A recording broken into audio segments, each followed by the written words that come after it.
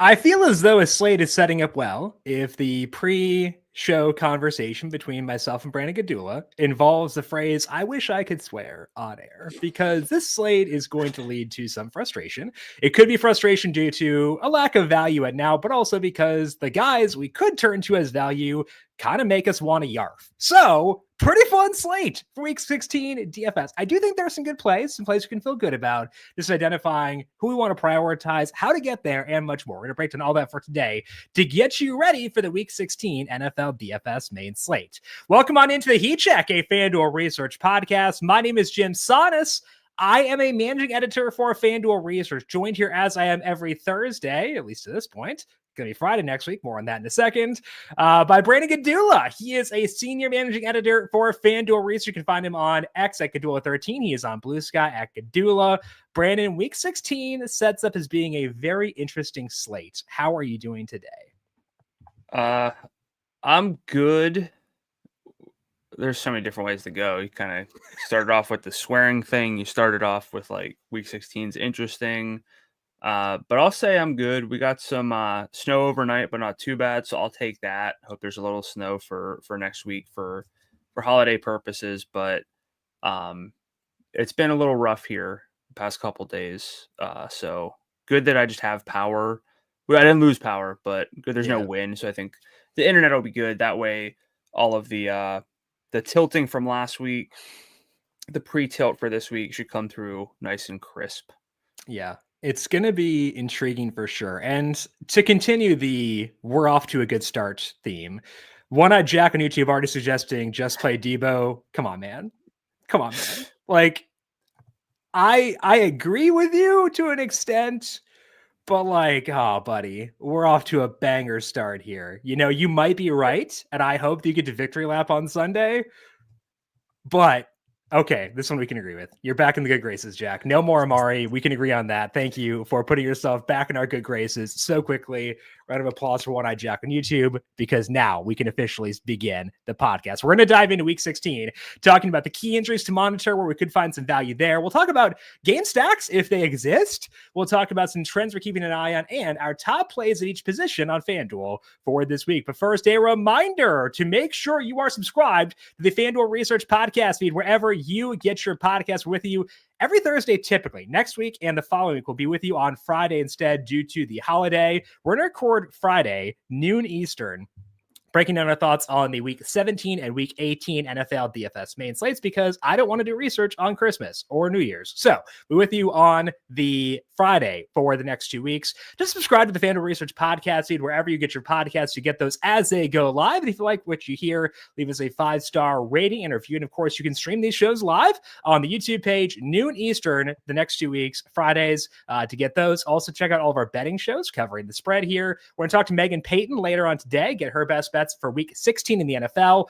We already had Riley Thomas of FanDuel Research on to break down his thoughts on round 1 of the college football playoffs. So find both those shows on the YouTube page or on the Covering the Spread podcast feed as well. Speaking of Riley's thoughts in the playoff, the brand new playoff is here. This year, there are 12 teams, which means even more chances to win on FanDuel. The action starts on Friday. And right now, new customers on FanDuel can get $150 in bonus bets if you win. Just place any $5 bet, and you'll get $150 in bonus bets if you win. Use your bet on spreads, live bets, over-unders. Riley talked a couple of team totals there, and so much more. Plus, when you win, you'll get paid instantly. Make every moment more on FanDuel and download America's #1 sportsbook today. Must be 21 plus and present in select states.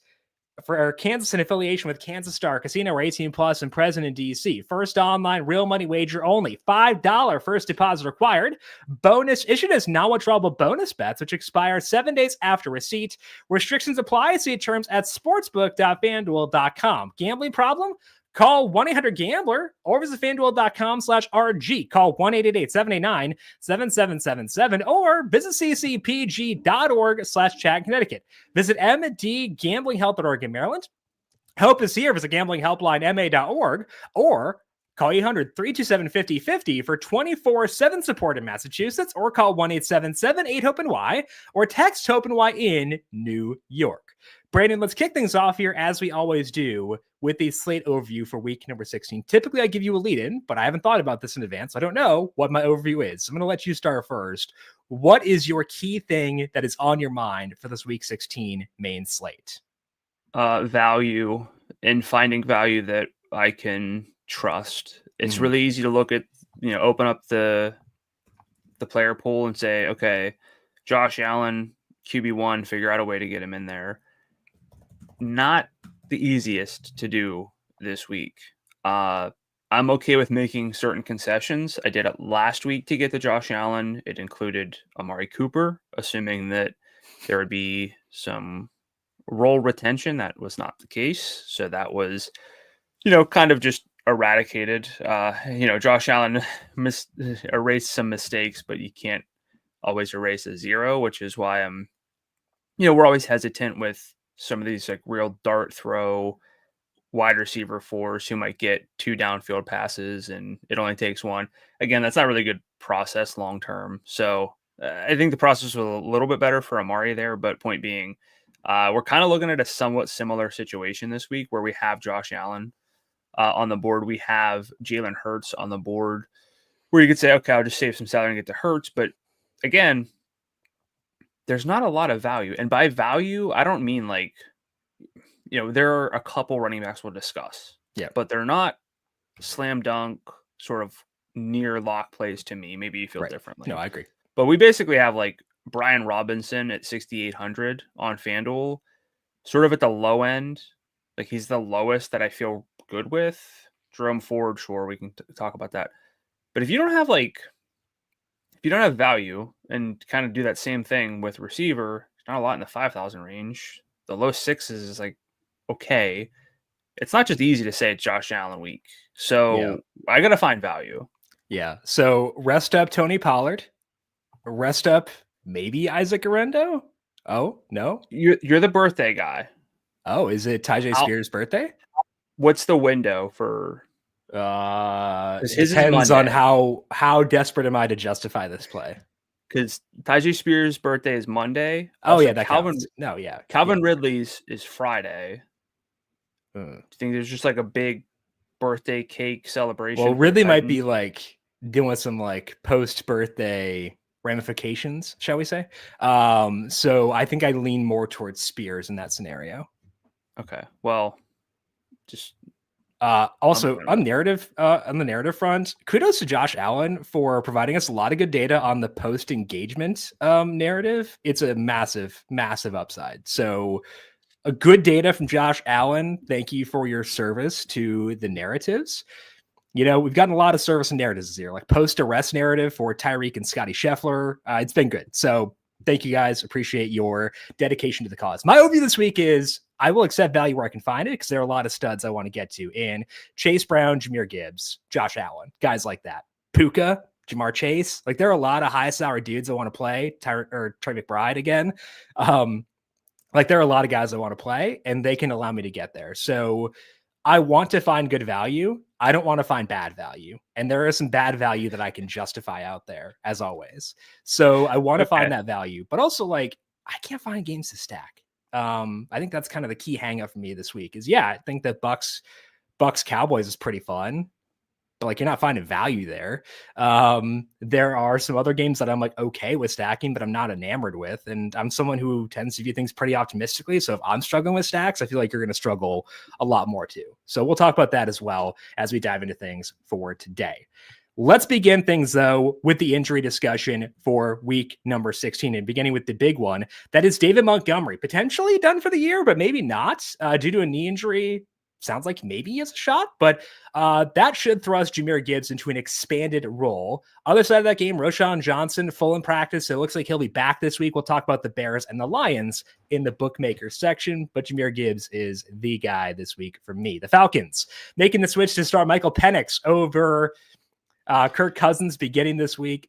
Whenever I say Penix, I think Penix, and that just throws me off because of different words that's spelled similarly. Michael Penix over Kirk Cousins for this week. Penix's salary is $6,000, 8.5 point home favorites indoors against the Giants team with no Dexter Lawrence. are you interested in Penix? And how does this alter your view of the pass catchers here for the Falcons? I'm receptive to Michael Penix. I feel like this is typically a spot where I wouldn't go, but you can kind of nitpick the quarterbacks, as we talked about. Josh Allen, well, he's a huge favorite. What does he have to do? Jalen Hurts, just sheer play volume, and still kind of have some question marks about the true high-end passing upside for him. But Penix is in a good spot. The main reason I'm not more enamored is this team has been incredibly run heavy. Yeah. In their 3 post-bye games, they're last in the NFL in pass rate over expectation. So basically your pre-play pass probability based on a bunch of different factors. They're running the ball more than any team since the bye. And they're able to do it because they have a really good running back in Bijan Robinson. The Giants are 26th against the run, according to Number Fire's metrics for the year. Been a little bit better than that in recent games, but I don't think that that's going to alter things too much. So the question sort of becomes, what are the odds that, like, I still need 20 points out of a quarterback. I don't care if they're 3,000 or not. You need points. Right. Like, that's the name of the game. Now, I did dig back in this specific instance into Number Fire's database, and I found 37 quarterbacks projected for at least 13.5 FanDuel points. Penix is projected for around 15.2 or something as of Thursday morning at a salary of 6,000. 6 of them actually went on to go and score 20 FanDuel points or more. It's about 16%. But we'll bump it up, say it's 20. See if you play Penix out of like 1 of 5 lineups, something like that. I think that's reasonable. Yeah. I wouldn't want to get too much higher than that because I do think there's a legitimate ceiling question. Yeah. So that's where I'm with Penix. I'm receptive there. Talk to me about him, and then we can talk about the pass catchers. I'm on the same page as you with Penix, where I'm receptive to him. We'll probably have him in my player pool, but I don't want him to be like a focal point, and like will not touch my highest dollar single entry lineup because of the question marks raised about his ceiling. Like, I think that 20 is like, that's a really good outcome for him, given that he is a rookie who, he's athletic. Like, he ran really well at the I don't know if he ran the combine or his pro day, but like he ran really well, but he didn't run in college at all. And I kind of thought like, okay, this guy's a dud because he's got these 2 torn ACLs. So he's not going to run a whole lot. And then he goes out and runs like an insane 40 times. So he's athletic, but doesn't run. So he needs to be efficient and have some form of volume to get a ceiling. And I don't think we're going to get those. Like, this was a 10.5. The spread went down to 1.7.5 once Drew Lock was announced as starter for the Giants, and then went back out to 8.5. So like the market viewed as a downgrade. I think that's appropriate. So that's tough for him. I think the volume could be better for Drake London. Volume could be better for Darnell Mooney, just because like Bill Barnwell tweeted that they had 24 first and 10 plays last week, and they ran the ball 23 times, and Kirk got picked on the other one. So like, they may be more willing to throw the football if they don't have a hobbled old court. Well, he's old, probably hobbled too. If they don't have Kirk Cousins back there. So like, maybe that helps, but I think really it's like, limited Penix. And I think that it's like largely neutral for the pass catchers. Yeah. London's not really I know he was really efficient on his 3 targets. He scored, down the sideline, but he's not the guy who comes to mind for massive upside. Outside of that 154-yard overtime game where he got to 30, he's been sort of finishing around young Keenan Allen. I'm just going to keep on going back to that. And that's both in the positive and the negative sense.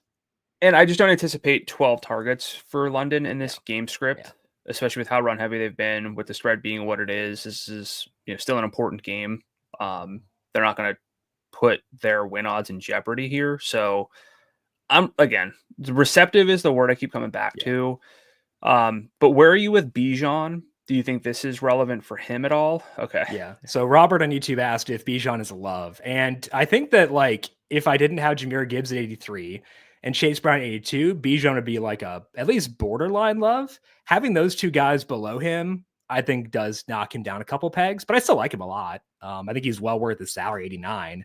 It's more so just like I like those guys more, and I'm pretty strapped for salary as things stand. And like if you give me Tyjae Spears, I'm going to use that salary to get to Gibbs, Brown, and Josh Allen versus getting to Bijan. So like I want to make sure I have Bijan in there, but like not a love for me. Are you kind of in the same situation? Yeah, he's close. Okay. And if we had a lot of value, then he's also pushing up against Saquon in terms of salary at 91. True. But no, it's like in a vacuum, yeah, Bijan's great. In the context of the slate, I don't know how often I'm going to be able to get there because also there's the pushback question, but there's also like legitimate, we might just not have a lot of stacks this week. Might be a lot of one-offs. Yep. I don't see myself playing the Giants. Yep. So I agree with that. I agree into all that. Tony Pollard didn't practice Wednesday due to an ankle injury, barely practiced last week, and then aggravated the injury in game. So I think that's a pretty decent shot that he sits. Tyjae Spears, 7 targets, a crowd surfing touchdown in that game. How would you view Spears against the Colts at $5,900 if Pollard were to sit? Pretty much the exact type of play I would say in most situations. I'd be playing him kind of due to the salary. Mm-hmm. It's interesting that they haven't. Like Pollard's been good, but when they've both been active, Spears has just been the second guy. Like it's not really been a 50-50 split. That's relevant. I know he's got the 7 targets, was 87 yards receiving. It's a lot of garbage time. Didn't do much in the first half. And I got to keep in mind that their implied team total is below 20. I don't want to get out over my skis here. We've had running backs like this, and there's a path to a ceiling. There's a path to 20 points for him, I think. But I need to make sure that I don't just get into a habit of, say there's no Pollard, well, we'll just play Tyjae Spears. And I end up locking him into 8 out of 10 lineups because he makes things work. I don't want to be that high. Do you have a percentage in mind for you with where you'd be with Spears? 70? Okay. So it's not 100, but it's up there. I had 50 in mind. Okay. So the reason I would go there is because like we want to check 3 boxes at running back: early down work, passing game work, goal line work. I think he's going to check all 3, and that's why I'd be cool with it. Like the downside is the offense sucks. Will there be goal line plays to be had? Fair question, because you got to get to the goal line to get goal line plays. That's a very fair question to ask. But like from a role perspective and a volume perspective, they're still scoring points, I guess. And it's not Will Levis, at least, going to start Mason Rudolph. So I think there's enough there to make Spears 70%. I would want to have, the 30% wiggle room for he gets me 12 points because the Titans offense does nothing. I think that's kind of where I wind in. But I also think 60 yards and a touchdown is still within his range of outcomes. Yeah. That's how we get he scores one of their 2 touchdowns, but wasn't great otherwise. Cause you think if they believed in him more, I think they'd have got him more involved by now. Yeah. Like they kept saying they wanted to scale back Pollard and they kept going to him. So like, that does matter for sure, but I think he's a good football player. He could check all 3 boxes, and I think there's a good chance that he checks all 3 boxes. That's enough for me, but I understand your reservations as well. Jalen Waddle missed practice Wednesday due to a knee injury. Waddle seems to be on the wrong side of questionable. He stayed in uniform the entire game, so I'm not writing him off entirely, but seems like a good shot he sits. Dolphins get the Niners, total relatively high this week. Will you go at any of the Dolphins' other pass catchers if Waddle cannot play? Do you want to be the one to rule out Jonnu Smith? To roll him out? Yeah. Not really. You don't want to rule him out? To rule him out? Rule him out, yeah. No, I don't want to rule him out. Against Fred Warner? Oh, shoot. I forgot. And Dre Greenlaw's back, too. Oh, double black.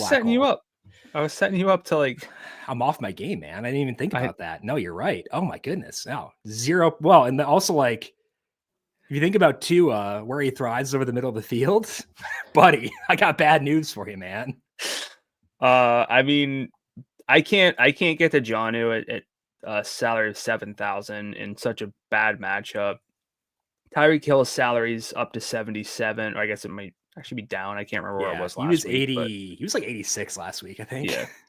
I meant like still up at more, Yeah, not like yeah. up to, but and then you get to someone like Malik Washington, whose role was actually pretty good without Waddle. Washington had an 82% second half snap rate, had 6 targets, but his ADOT, so his average depth of target, is he a Northwestern guy? He transferred. So I don't know if I can actually wear this Okay. with my Northwestern hat, but like I'll wear it for a bit at least, Yeah. 2.3 yard ADOT, no targets, 10 yards downfield. It's like a Wan'Dale Robinson sort of role potentially, but like with less Wan'Dale volume. Robinson, if Wan'Dale weirdly he was like a running back in college, but like if Wan'Dale got rushing attempts, I think that's kind of where he'd fall in. Did Washington get rushing attempts? He did, like before the Waddle injury. He had a touchdown, I think, against the Rams. That sounds familiar now. Pretty good football player. He's banged up earlier on this year. So it's like, it kind of makes sense that his role expanded. He's viable. But like I saw like, we got a lot of potentially bad value plays. I think he would kind of count as that. Yeah, as against the Rams. Yeah, we need to like look at the value plays and see who's sort of got it and who doesn't. Yeah. And I don't know that Washington in this spot really has it. What's their implied team total? They are at 23. That's not bad, but Yeah. who's gonna? Is it just Achane? So you get like 14 targets. I don't care. Like, I don't. He'll get 14 targets and 80 yards in scrimmage. Like at this point, like he's down to 8,000, so it's better. But like, I think he's still over salaried, frankly, and he's too close to, because they just can't run. Like they can't run at all. Yeah, it's pretty tough. I know we're gonna talk about the Niners here in a sec, so maybe we go there and see, because this on paper, some nice names, but like I'm cool with Tyreek because he doesn't get bumped up without Waddle, and the salary came down. I just feel like you can get so blanketed here if they don't have to worry about Jonnu and there's nobody else who's really relevant. Right. But if we don't get Spears, if we don't get Patrick Taylor, like we might be hurt for value. And like Washington would be one of the guys I'd be like, okay, using at times. Like I'd want to cap it around 10, 15%. Yeah. But like every now and then, sure, I can be cool with that. Other side, as you alluded to, Isaac Guerendo didn't practice Wednesday with a hamstring issue. Patrick Taylor would likely step up if Guerendo cannot go. Taylor's salary is $4,800. He'd probably lose some work to Israel Abanikanda and Keyshawn Vaughn, but there's a name. But I still think that Taylor's salary is low enough for a swipe. What do you think? Did not expect to see Keyshawn Vaughn's name there, but also I was sifting through birthdays and Kalen Ballage is soon, so that's a name too. Patrick Taylor, kind of a low-key spreadsheet ruiner, Patrick Taylor Jr., so that he's on the list for sure. Okay. He's not like president or anything, although if he ever goes by Pat, we're in trouble. So we just got to keep an eye on that one. But so in week 14, if you open up Taylor's player card, it's actually 2 games ago for him, but that's the one that's at the top against the Bears, which frankly, I don't recall that game at all. Like I do, because Guerendo was awesome before he got hurt. I have like no memory of that. I also had the Niners spread in that game, so I was very fond of that one. Yeah, it was a blowout. But Taylor had 7 carries, 25 yards, and a touchdown. Good success rate, had a red zone roll. I'm receptive. I know that's a word I'm using, but until I find someone I'm like really in or out on, I'm receptive to Taylor if he's going to be the guy. Do you think they kind of give him this is the 49ers. Some teams don't give their top backs like big workloads, no matter who's healthy or not. Do you think Taylor just kind of slots into like a 70% snap rate here? I think he could. Yeah. And I think he's talented. Like when he was with the Packers, they'd like run jet sweeps to get the ball in his hands. I don't know, like if he can handle a big workload. So to One-Eyed Jack's point, Debo might get some more rushing attempts in this game. I know, please groan. But like, I think that Taylor is talented. I think that this offense is still good. I know they've had their ups and downs, but they can still be very good as they should in that Bears game. So I am very receptive to Taylor. Again, I'd want to cap it because like there are a lot of scenarios where he doesn't get a big role. Because I don't think like a 20 carry game. He's more of like a max of 12 carries, but 5 targets kind of guy. That's kind of where I think I settle in with him, which I'm fine with. I think that's a fine role and he's a talented player. So I think there's enough there to use him, but I'd want to cap it around like 50% or so, whereas I was at 70% with Spears. So 50% Taylor, 70% Spears. If we get both, I might wind up, dwindling those down a bit. But yeah, that's kind of where I'm at. Yeah, I think Debo's interesting. He's, again, a buy low candidate in the buy low model that I publish on FanDuel Research. Outdoors on the road, but despite this being a 4:25 Eastern kickoff, they are on the road, so it's an awkward one. But the Dolphins have really forced lower ADOT passes to wideouts. They're actually first in ADOT allowed to wideouts this year, and Debo's ADOT has really scaled down too. He's getting a lot of underneath stuff, kind of dropped the slant Debo, except without the upside. Yeah. We dropped that slant that I don't know. There's the building blocks here for Debo, and the salary is 65. Where Debo's your guy. We fight over Debo a lot. I'm not saying you've been pounding the table for Debo this year, but you tend to have a better read on his overall workload. And you think because I said he's difficult to model out because especially before he had a strange workload compared to all other wide receivers. You thought I said he was bad. Where are you with Debo at 65? Is he somebody you actively want to use? Prefer Jennings at 7,000. In the games with Purdy with the new big three, which is Jennings, Samuel, and Kittle, and Purdy active, and no Brandon Ayuk. 31% target share for Jennings, 19% for Debo, 18% for Kittle. Kittle's still a freak, so that doesn't matter. But Debo's deep target share, kind of as you mentioned, is 9%. This dude had pneumonia in season. He had broken ribs. He's had a lot of stuff. It is a longer layoff, which does help, but not actively seeking him out. I'll use him probably, but I don't want to actively seek him out here. I think that's kind of where I settle in on him. Yeah. So excited for a big Debo game eventually, but on my dead dynasty teams. Oh no, I traded him. Just kidding. The Browns decided to roll out Dorian Thompson-Robinson as starter for Week 16 in place of Jameis Winston. Nick Chubb also placed an IR due to the broken foot he suffered last week. David Njoku didn't practice due to a hamstring injury. Cedric Tillman, though, did return to a limited session, so I think he'll be back this week. So we got Jerome Ford as a potential value at $6,600, but he's tied to a starter who has really been bad in his small samples in the league. How are you viewing Ford and the pass catchers with DTR starting? Yeah, it's got to be a big downgrade to the pass catchers. I'll just start there. Dorian Thompson-Robinson, terrible efficiency metrics, even after adjusting for opponents faced last year. His ADOT was 6.3 yards last season. Jameis has been at 9.2 this season. So when you're talking about big air yards guys, Jerry Jeudy comes to mind. He's going to take a hit. That much is certain. His salary, I think, is also getting absurd. Yeah. It's 72. Yeah. It's too high in this situation. I'm going to use that word again, receptive to Jerome Ford, depending on what else we get this week. But with Brian Robinson, just 200 more in salary, I'm going to try to get to him in all instances. But the thing is, I'm probably going to be there quite a bit.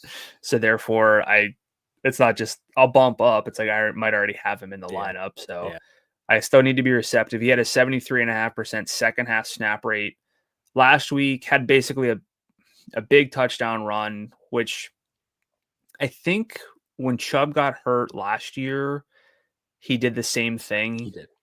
And then did nothing else. Correct. His efficiency numbers aren't great. So I could see them being more run heavy and Ford having a kind of solid workload, but I'm not sure he's going to do much above and beyond. Right. So I think there's a low ceiling here. Yeah. That's my concern. He's kind of like one of those guys who pops up in optimizers because he's going to project well relative to salary, but I don't feel great about that. We actually had a sample on Ford in games with bad quarterback play and no Nick Chubb earlier this year. 67 yards in scrimmage per game and a 13% red zone share, because I think that we'll probably get other guys involved who were not active last week. So I'm okay with him, but would really like to avoid him personally. For the Seahawks, neither Kenneth Walker III nor Zach Charbonnet practiced Wednesday. Walker, though, did participate in the team's walkthrough it was not reported whether Charbonnet did, so I couldn't find that. Leads me to think that Walker is on the right side of questionable. I'm not sure on Charbonnet. Let's just say hypothetically, it's probably, I think Charbonnet will play. So just a quick one. Hypothetically, though, if we get Walker without Charbonnet, how would you view Walker at 7,000 against the Vikings? More than receptive, although I'm not the hugest Kenneth Walker guy. The salary being lower is helpful. Mm-hmm. And, he does run more routes than you would think, which Correct. I think is relevant here. Don't love the matchup, but more than receptive. Like if you give me 7K, I'm going Walker over Jerome Ford, if that helps anybody. But what about Brian Robinson, though? I'm going Brian Robinson over Kenneth Walker. If there's no Charbonnet, I might go Walker, but it'd be a discussion. I think he'd be kind of similar to Robinson, where it's a really tough matchup, should play a lot of snaps, good offense, tough spots, light home dogs. It'd be enough where I'd use him, but I just like Washington's offense in general a bit more. So I'd probably prefer Robinson, but Walker be right there. The Bucs not at Baker Mayfield, Kate Otten, or Sterling Shepard at practice on Wednesday. This is an estimation as the Bucs just held a walkthrough. I feel like they'll all be good, but it's at least worth noting. We'll touch on the Bucs in the bookmakers section. Breece Hall did not carry an injury designation in Wednesday's practice report for the Jets. Both Isaiah Davis and Braylon Allen were limited with back injuries. With Hall seemingly healthier, any interest in him this week, or does the potential for him to continue to be limited push you off? Salary's 81. I know this team's showing life. A lot of it's through the passing game. They could probably do that again this week. 81, I feel like there's the risk of Breece Hall just destroying us is not there. So I'm going to be out, especially with Jahmyr Gibbs and Chase Brown right around there. I don't know if we're going to talk specifically the Jets pass catchers. Do you have any thoughts there? I like Garrett Wilson specifically, but I like him. Okay. So yeah, Devontae's salary's up to 84. He's been great. And Wilson's targets have still been good. Yeah. So interesting there, especially for any potential bringbacks with the Rams. Yep, I agree. So. Trey Benson didn't practice for the Cardinals due to an ankle injury on Wednesday. With him leaving mid-game last week, James Conner's snap rate went up. Sorry, Brandon. You'll talk about the Cardinals in the trend section. Zach Ertz didn't practice Wednesday due to the concussion he suffered last week. This further thins things out for the Commanders' pass-catching core. They're in a tough match for the Eagles. So how are you viewing Jaden Daniels, Terry McLaurin, and the random conglomeration of other dudes in this offense? Yeah, nobody stepped up. Nobody elevated last week. Terry Diami ran a bunch of routes, but didn't do a whole lot with it.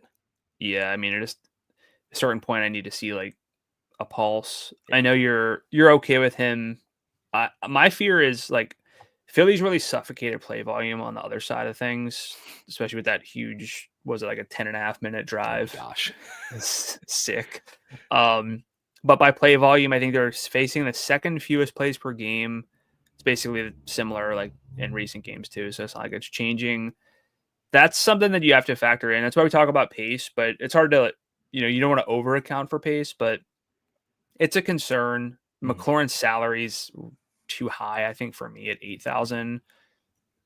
Not really banking on a huge like ceiling game for Jaden in this spot.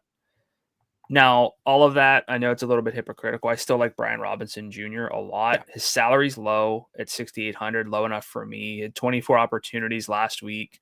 He runs a lot of routes, which you don't necessarily think.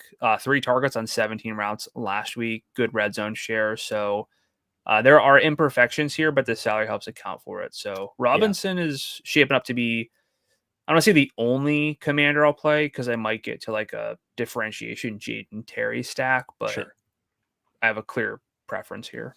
I like Robinson a lot too. 103 yards in scrimmage per game without Eckler, which is a good number. Eagles defense is very good, but I bet the Commanders money line in this game. So if Jaden plays well, I'll benefit that way. And I don't feel the need to force him in for DFS. Like you said, maybe differentiation, but that'd be the lone spot for me with him. Xavier Legette didn't practice Wednesday due to a hip injury. Sounds as though he's likely to sit this week. Facing the Cardinals, any interest in going at either Adam Thielen or Jalen Coker for bringbacks in your Cardinals lineups? Yeah, they basically, Coker and Thielen were the top 2 receivers last week. Coker, kind of interesting. He's decent foot. Yeah. Not as high on Thielen just due to sheer catch, like run after catch potential, Salary. that kind of stuff. Yeah. What is his salary? 62? 63, 62, somewhere in there. 62. It's not bad. I'd go Coker there. I'm going to talk about the Cardinals. I think they're kind of fun. Coker is a bring back. I'm not saying like in a vacuum I prefer him just straight up to like all of the value receivers we'll talk about, but from a game stacking standpoint, I think he's got appeal. So Coker's interesting at 52. Yeah, Coker and Chuba are both viable bringbacks for Cardinals lineups, I think. I know. I'm sorry. Alec Pierce missed practice Wednesday due to a concussion. The Colts get the Titans, but we know they will have maybe 7 completions in this game. Are you chasing any of the pass catchers here? Not really. Salaries are down. This game is indoors, kind of a lot of prayer yards to be had. Maybe a little bit more on Tennessee's side with Calvin Ridley, but do you have any real interest in like this game? Oh, well, Tyjae Spears, Calvin Ridley, yeah, a bit. But like, for I guess this game as in bringbacks for those two potential. No, yeah, I'm not using. Well, I could see using some JT. I don't think 77 is too bad of a number for him, and his role's been okay. I think that he's like a well-regarded enough player in that locker room where they could do like make it up to us kind of thing, and like, he's not going to get phased out because of his mistake. So I'm receptive to JT, but can't prioritize him above the other running backs in the 8,000 range. He's 77, so he's a bit below that, but like, I'm fine with him. He's kind of the only Colt I could see myself using this week.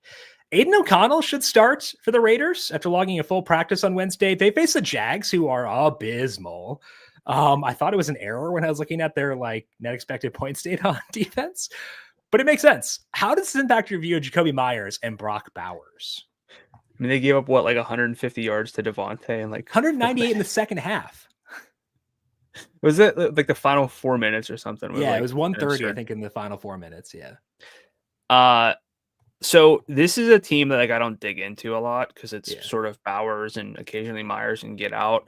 I've not realized like how few games Aiden O'Connell was like actually started and like played the full games. In week 6, he didn't have Jacoby, so he's got one game with Bowers and Jacoby where he played the full game.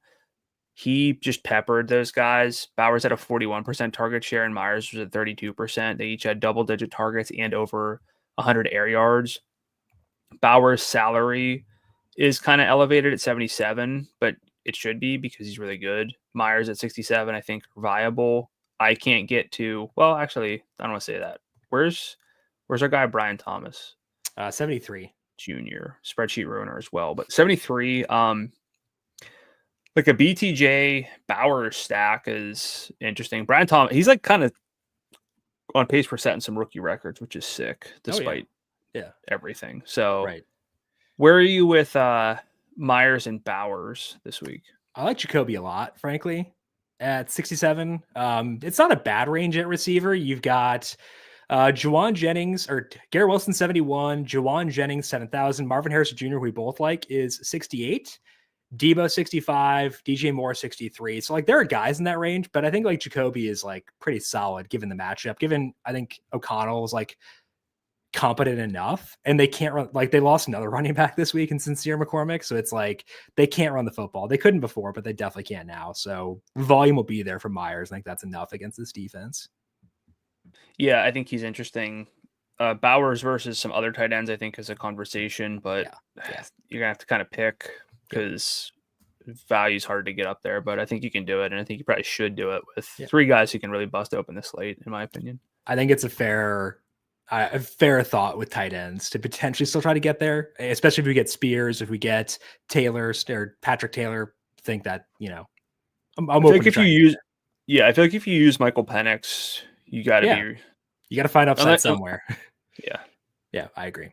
Okay, let's turn our attention now to potential game stacks for this week and begin things with the Sunday Night Hammer. That is the Buccaneers at the Cowboys right now at FanDuel Sportsbook. Bucs favored by 3.5, and the total in this game is 48.5. I know, again, that's the highest total on the slate, which is lower than you typically expect, but we do have tight market shares on both sides. What's your view of stacking this game, Brandon? Stacking... You kind of said it. It's a little hard to find low salaries here. Yeah, that is pretty true. Mm-hmm. Mike Evans is on a tear. CeeDee Lamb has some sort of volume-based upside at this point. He scored in each of the last 2 games, which is a little unnerving just due to how touchdown distribution goes, especially with a quarterback who you don't necessarily trust. Rico Dowdle, I think, is going to be one of the more interesting plays of the week. He's just above some guys with bigger question marks, like a Jerome Ford, maybe Brian Robinson, if you say like the sheer play volume as a little bit of a question.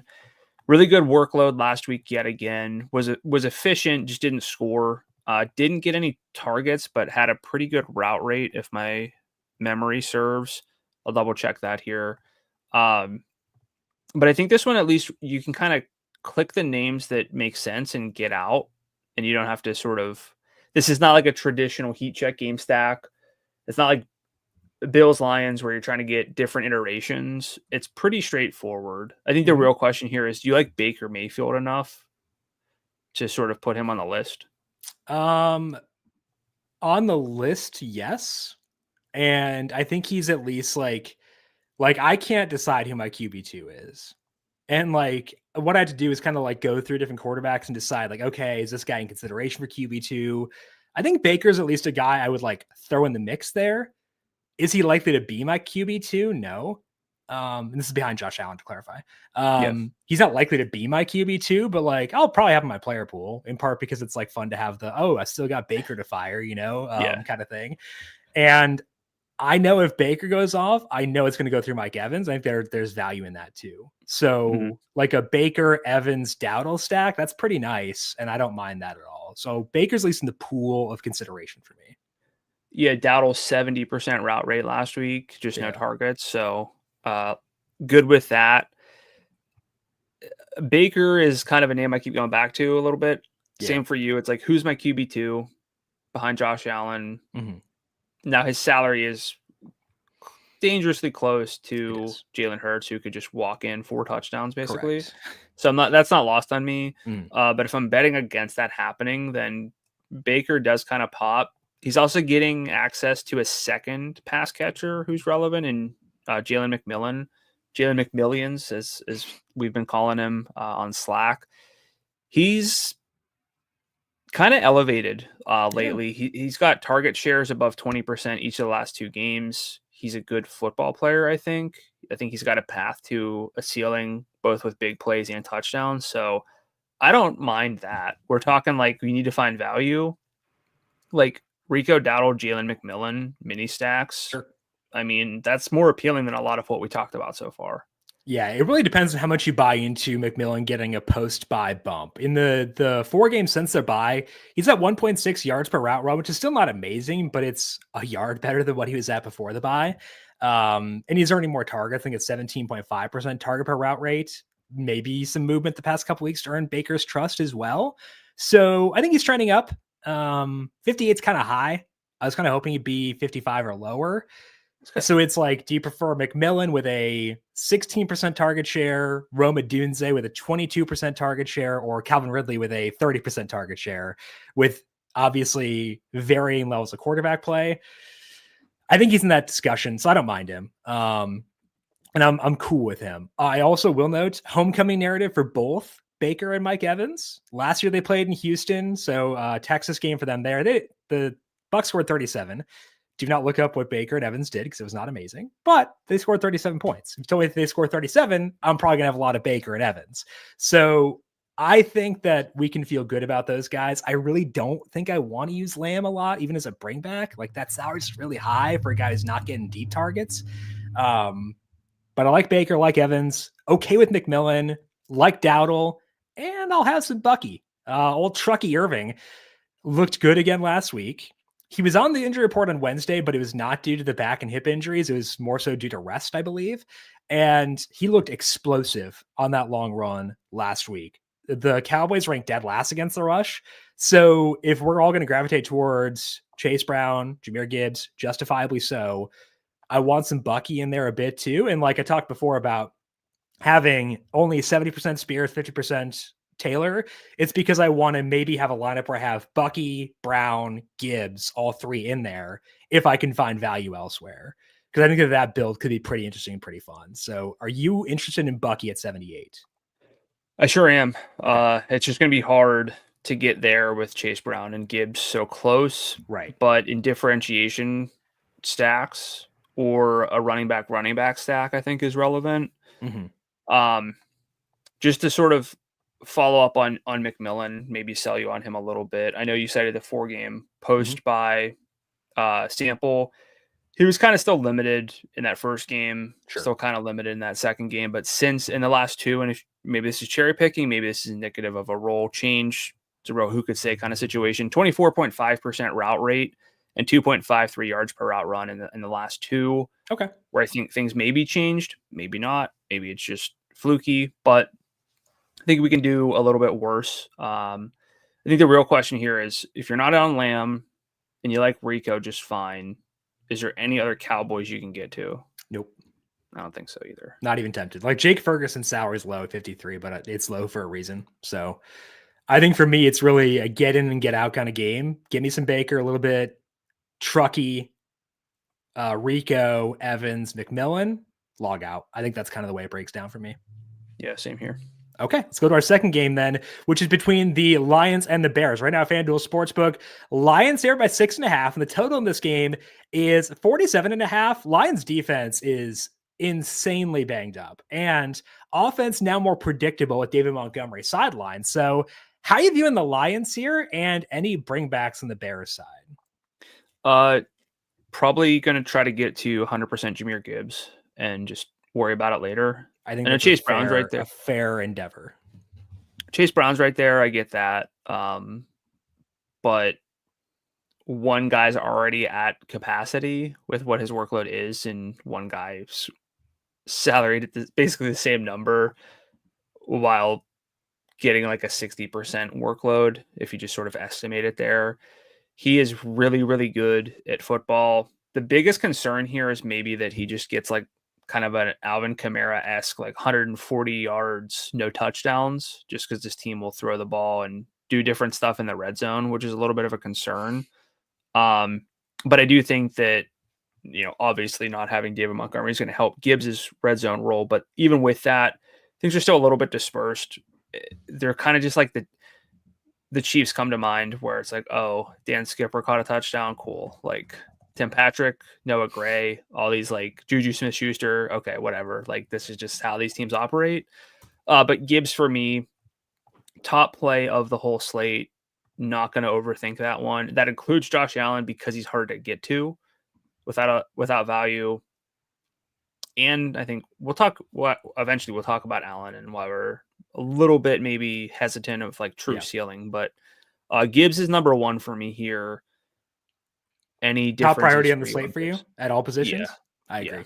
100%. I could not agree more with you on that. If you look at the 3 games without David Montgomery last year, when Jahmyr Gibbs is a rookie, very early in his like development, back when he was still pretty bad at pass blocking, something he is now excellent at, 132 yards from scrimmage per game in those 3 games, 18 carries, 5.7 targets. It's a sicko workload for $8,300. So, I think he's someone we try to get to as often as we can. So we can just say that and feel good about Jahmyr Gibbs. The rest of the offense, I'm pretty wishy-washy on, frankly, because they're outdoors. That's it. It's a big part of it, because they play most of their games in this amazing environment, and that's great. But now they move outdoors. It's not an amazing Bears defense, but they do get a bump up at home. I thought they played okay against the Vikings on Monday too. So I'm not going to get to Amon-Ra. Not going to get to JMO, I don't think. I could see using Sam Laporta at 6,000. That's kind of the only other line I could see myself using. How are you in the pass catchers? Kind of similar. As someone who was really invested in Jameson last week, both for season long and DFS, just it felt bad with Goff going for basically 505, and he was an afterthought, which didn't really seem like that's what his role was trending toward. But again, it goes back to you throw touchdowns to Tim Patrick and Dan Skipper. That's just something this team can do. I don't think that's the long-term expectation, but it's something that they're willing to just do because they're the Lions and they're having fun out there, which is kind of sick to think about as a pro sports team.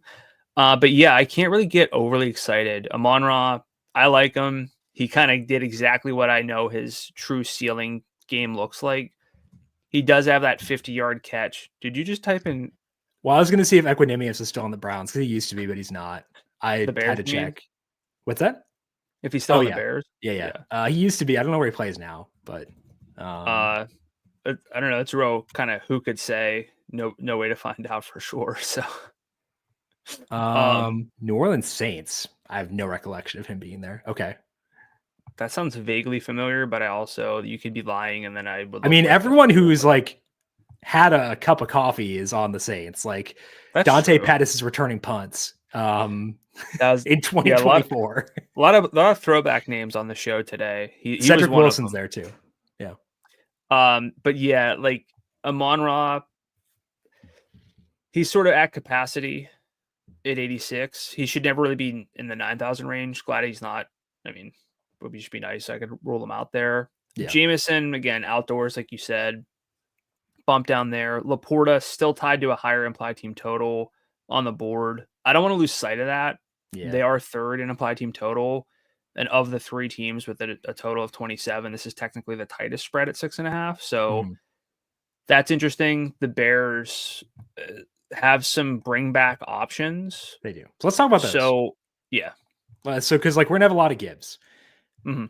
Who's your preferred bring back? Because I don't want to speak for you, but I think we're receptive to all three of DJ Moore, Keenan Allen, and Rome Odunze. Who is your preference between those three? Really? Varying degrees of receptiveness. That's interesting that you said that. Yeah, whatever. Because I've been pointing out that like Keenan Allen's not a traditional ceiling type play, but his role's been good. He doesn't have like, oh wow, I didn't have any Keenan Allen. Although like on Thanksgiving it was different because it's such a small sample of players who can actually burn you. But good role. He's been. Let me pull this up because I know that he had 4 end zone targets last week. Rome Odunze had 3. Sorry, please don't talk about Rome Odunze's end zone targets. Please don't bring that up.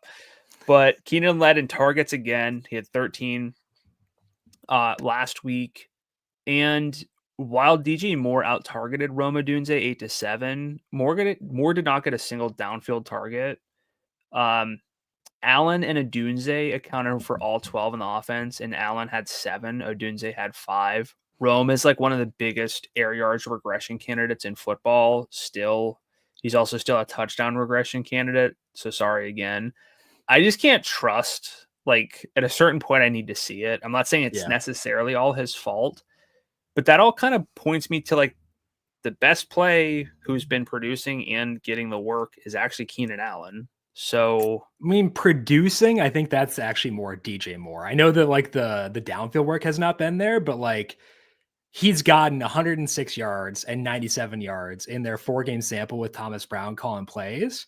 Keenan has not gone above 86. So like from a production perspective, I actually think I give the edge to DJ Moore. I'll say consistency then. Yeah, but I don't care about consistency. So okay. I care about upside, and DJ Moore has that. So I think to me, it's DJ Moore the bullet number 1, despite the lack of deep volume, because it seems like they want the ball in his hands, which I value that. Yeah. What I was gonna kind of like ramp into is I think Keenan's the most consistent in terms of producing. Rome's got a lot of regression that kind of leaves like DJ Moore in some sort of like no man's land, and like the role's good, but the downfield works better for the other guys, etc. I still keep kind of coming back to him as like who's got like 150 and 2 upside. It feels more like DJ Moore than any of them. I agree. So I think to me it's more 1, Rome 2, and if Rome's salary, he's $5,900. If he were 54, I'd go Rome probably first, just because I need that $500 in salary. But I'll go DJ Moore 1, Rome 2, Keenan 3. Potentially some of my player pool, but not super itchy to get there because I don't think he burns me for not using him. Any final thoughts in this game? Gonna want to be there, but not as much as last week with the Lions by any means. Outside of Jahmyr Gibbs. Yes, sorry, but like it's not the same game stack, so I don't want to. Yeah, fully agree. Let's talk now about our third game in the bookmakers section, which has a 14.5 point spread. We're talking about, though, because the Bills have the highest implied team total on the slate. They are at 30.5. Nobody else is above 27. 14.5 point favorites against the Patriots. Total of 46.5. The problem with the Bills is that the market shares are super spread out. So how are you viewing them as huge favorites and any Patriots as bringbacks for you? I know we were on Hunter Henry last week. He's still an eternal regression candidate, but if you look at like single game averages, like averages of whenever guys are actually active, even account for that stuff, just this team stands out as like nobody has yardage upside. Yeah. Like nobody has big games here for the Patriots. That is, I can't see forcing bringbacks, and that then leads even into with question. Henry? Like, are you off now? Because I'm still receptive to him if I need to save like salary. 50. He's going to get like 50 yards, and Austin Hooper is going to get the touchdown. I don't know. It's still a 21.6% target share. I know. How many yards is he averaging? I know. You're pulling a Jim, and I acknowledge and respect. I acknowledge and respect that. So like he's the best option, I think. Yeah. Even over like Rolondre's role's kind of fine, but again, it's like a yardage upside standpoint, and they're gonna get presumably they're gonna be trailing a lot, and he hasn't hit 100 yards since week 1. Ramondre hasn't. Like we were excited-ish to play Hunter Henry last week. I'm not as much this week. If it helps offset Josh Allen's salary, I will do it. But I also think that we can turn towards the other tight end in this game, that being Dalton Kincaid. Kincaid's role was not full last week. Dawson Knox ran more routes, played more snaps than Kincaid did, but he had 7 targets. He taunted defenders and got away with it. That's awesome. Like, I want that out of my players. He's got that dog in him. $5,600. We talk a lot about tying your tight ends to high implied team totals. This is the highest in the slate. In the games he's played with Amari Cooper, Keon Coleman, both full, Kincaid has a 21% target share, 26% of the deep targets, and 16% inside the red zone. I like Dalton Kincaid quite a bit this week. He saves me a lot of salary, 56, compare with Josh Allen or using as a standalone play. Where are you on Kincaid at $5,600? Yeah, I mean, he checks the box of basically just being a tight end who's good and tied to a huge total. That's appealing. I don't know if Josh Allen needs to sneak it from the 3 to get rushing touchdowns in this game. He might just run up and call his own number, but I think that's good for Kincaid. Oh my gosh. Now, sorry, I just pulled up Allen's player page and it's, oh my gosh. Okay. Anyway, go ahead. We have a bit of a dilemma with Josh Allen. Let's talk about now. So in his career as a double-digit favorite, he's averaged 22.3 FanDuel points with 227 yards passing, just under 2 touchdowns. The rushing is 6.2 per game, but about 40 yards and 0.56 touchdowns. Like, I think that we don't say floor here, but like a median sort of expectation is still really high for Josh Allen. Yeah. The question is, if he gets 27 FanDuel points and they still win by 30, like, is that good enough? Right. What are the odds he pushes for basically just MVP and again calls his own number basically and is running through guys trying to score? If they're up 17 at halftime, I don't know. Like, what are the odds he gets 35 here? Right. Is that enough? Right. What does it do to the rest of your lineup? If you're playing, like, again, it's not just that it happened last week, but this is something you have to be receptive to. We say, okay, we're cool with Hunter Henry to get to Josh Allen. If you're doing that and Hunter Henry gets you 5.2 points and Josh Allen gets you 27, it's not a great, like, tournament situation. Now, you're not playing that based on what could go wrong. You're playing what could go right. But where are you with Allen, knowing that there is a risk that he doesn't necessarily have to have a huge game? Yeah, and I think it's a legitimate risk. If you look at the games they've won by double digits this year, 22.7 FanDuel points per game for Josh Allen. His full season sample, 25.6. Only has hit the 300-yard bonus in one of those games.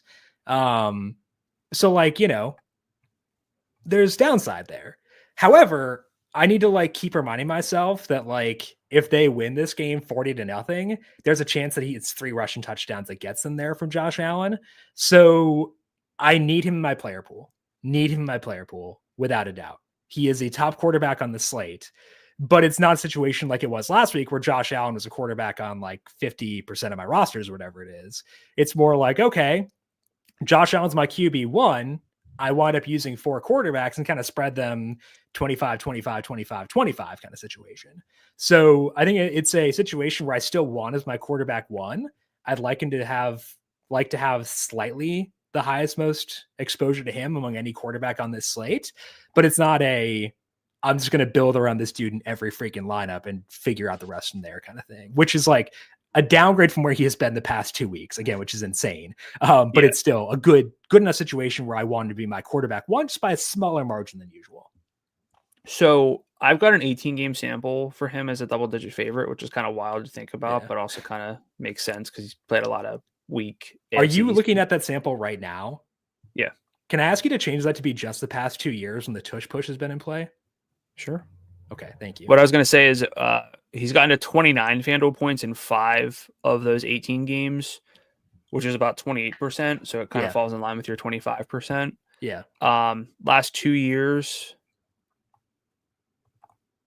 I'm sure this is great for everyone to hear. 24.4 FanDuel points per game. And how many of those are like 30?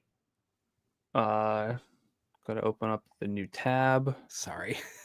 That's cool. I mean, he's got 33.5, 29, 21, and 14. Okay.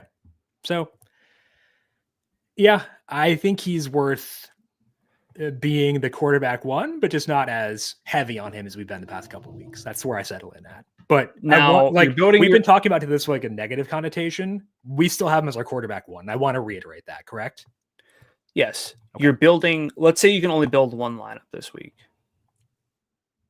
Are you doing what it takes to get to Josh Allen? No. Because like if I get Spears and Patrick Taylor, yeah, I'm gonna have Josh Allen my quarterback. But if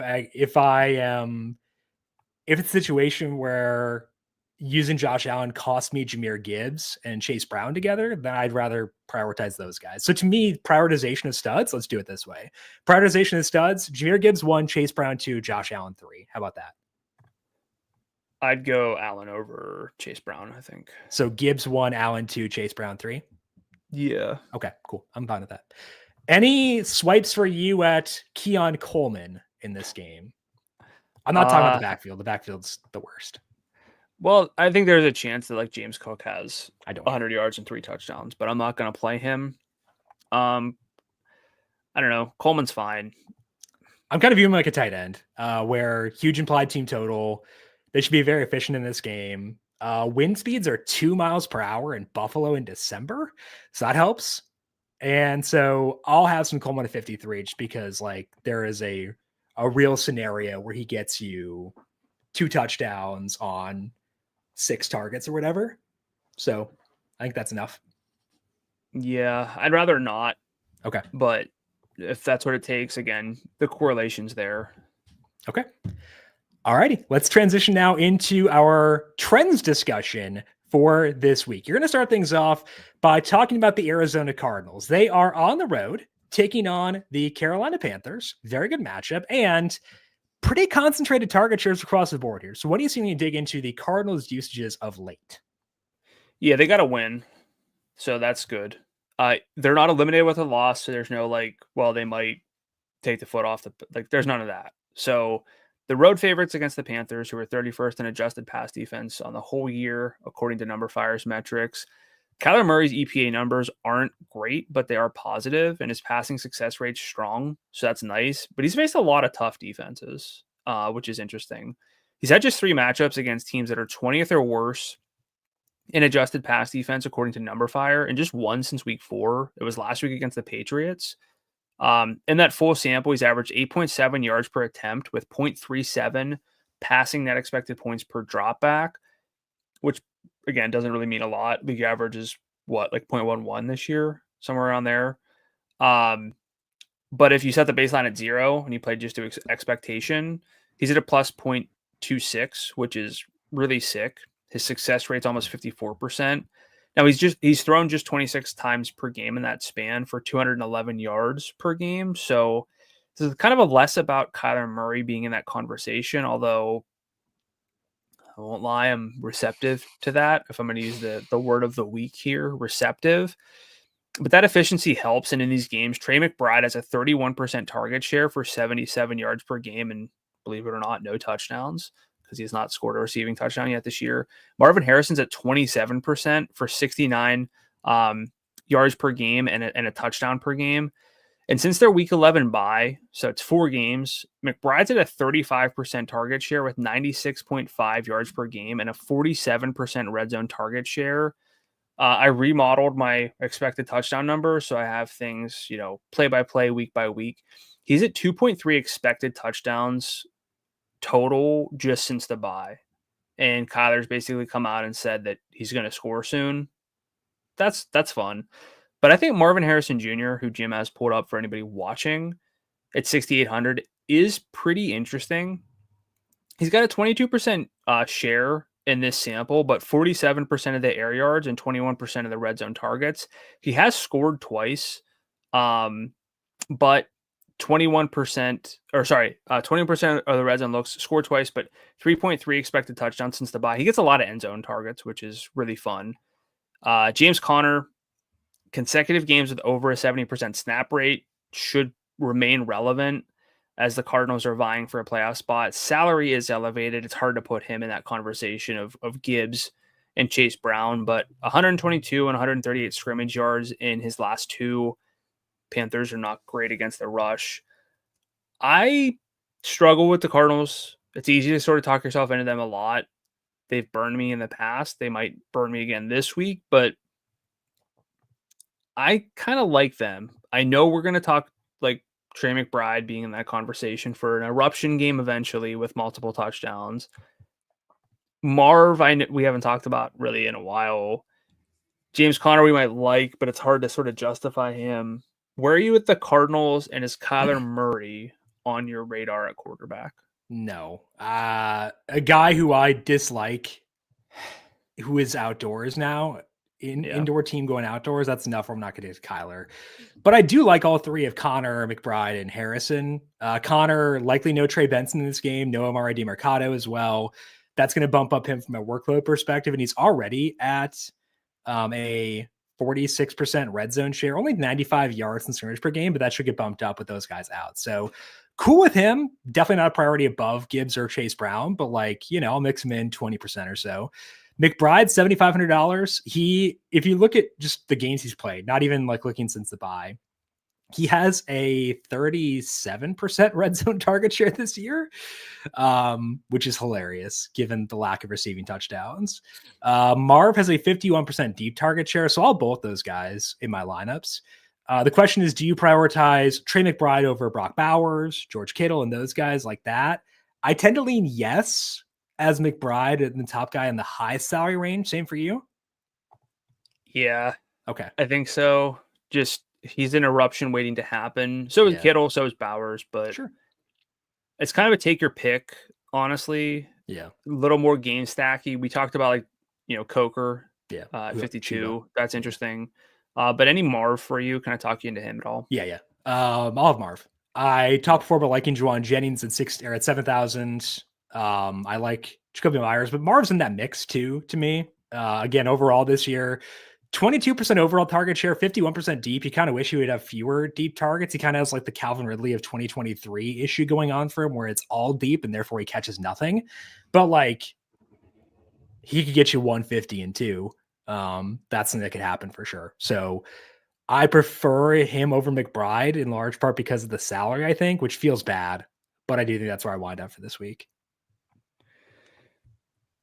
Yeah, I want some Marv. I want some McBride.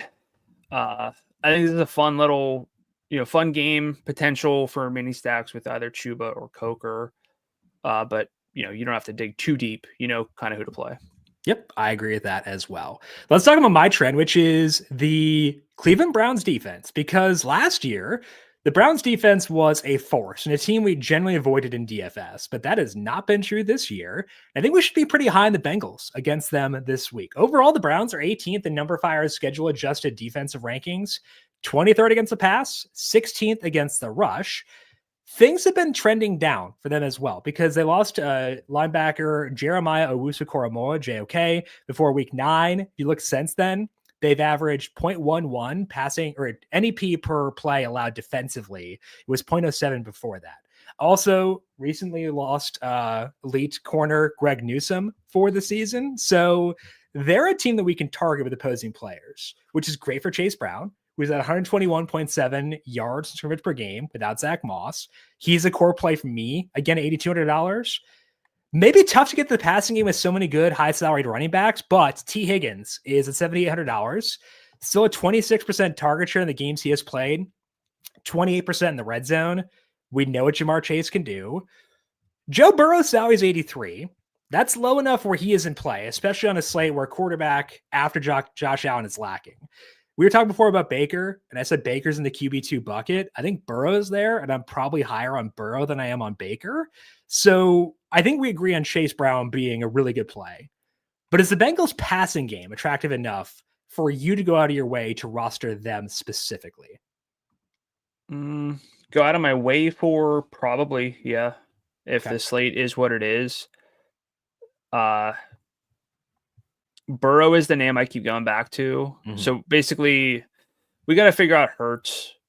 I don't want to say Jalen Hurts is just not like is he in a tier? So we've got Josh Allen. He's our QB1. Yeah. Like if we can get there, we've got Jalen Hurts 86, Joe Burrow 83, Jaden Daniels 82, Baker Mayfield 81, and Kyler Murray at 8,000. I think I'd go or Hurts for QB2, right? It's Burrow or Hurts, and then probably Baker. Sure. Again, not including like Michael Penix in this conversation here, but I keep kind of going back to, I talked about Baker. It's like, yeah, there's some fun there, but Burrow is also fun. He's got that pocket passer upside, three touchdowns or more in basically, what's that? 2, 4, 6 straight games. Yeah. That's pretty sick right there. And it's effectively been a lost season for the Bengals, but this is their last hope. Like they got to keep the foot on the pedal. Yeah. They're clicking. So I'm not even against Joe Burrow with Chase Brown. Yeah, but I do think that there's conversations like to be had about seeing what a Joe Burrow, Jamar Chase lineup could look like this week. So Chase Brown is actually second on the slate in receiving yards per game in each running back's most relevant sample behind just Devon Achane. He's at 42.8 yards receiving per game. So stacking him with Burrow fully in play.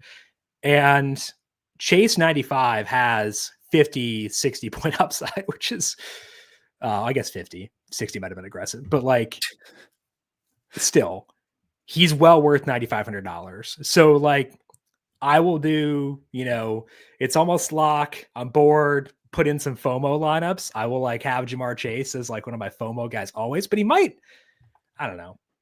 He's not a priority above Chase Brown, not a priority above Jahmyr Gibbs, but like, I think I need to get to some more Jamar Chase this week. And like of the high salary receivers, to me, it's between him and Puka as like the biggest priority. And I probably should just go Chase, I think, because I think that his ceiling is like 20 points above. Well, 15 points above Puka's.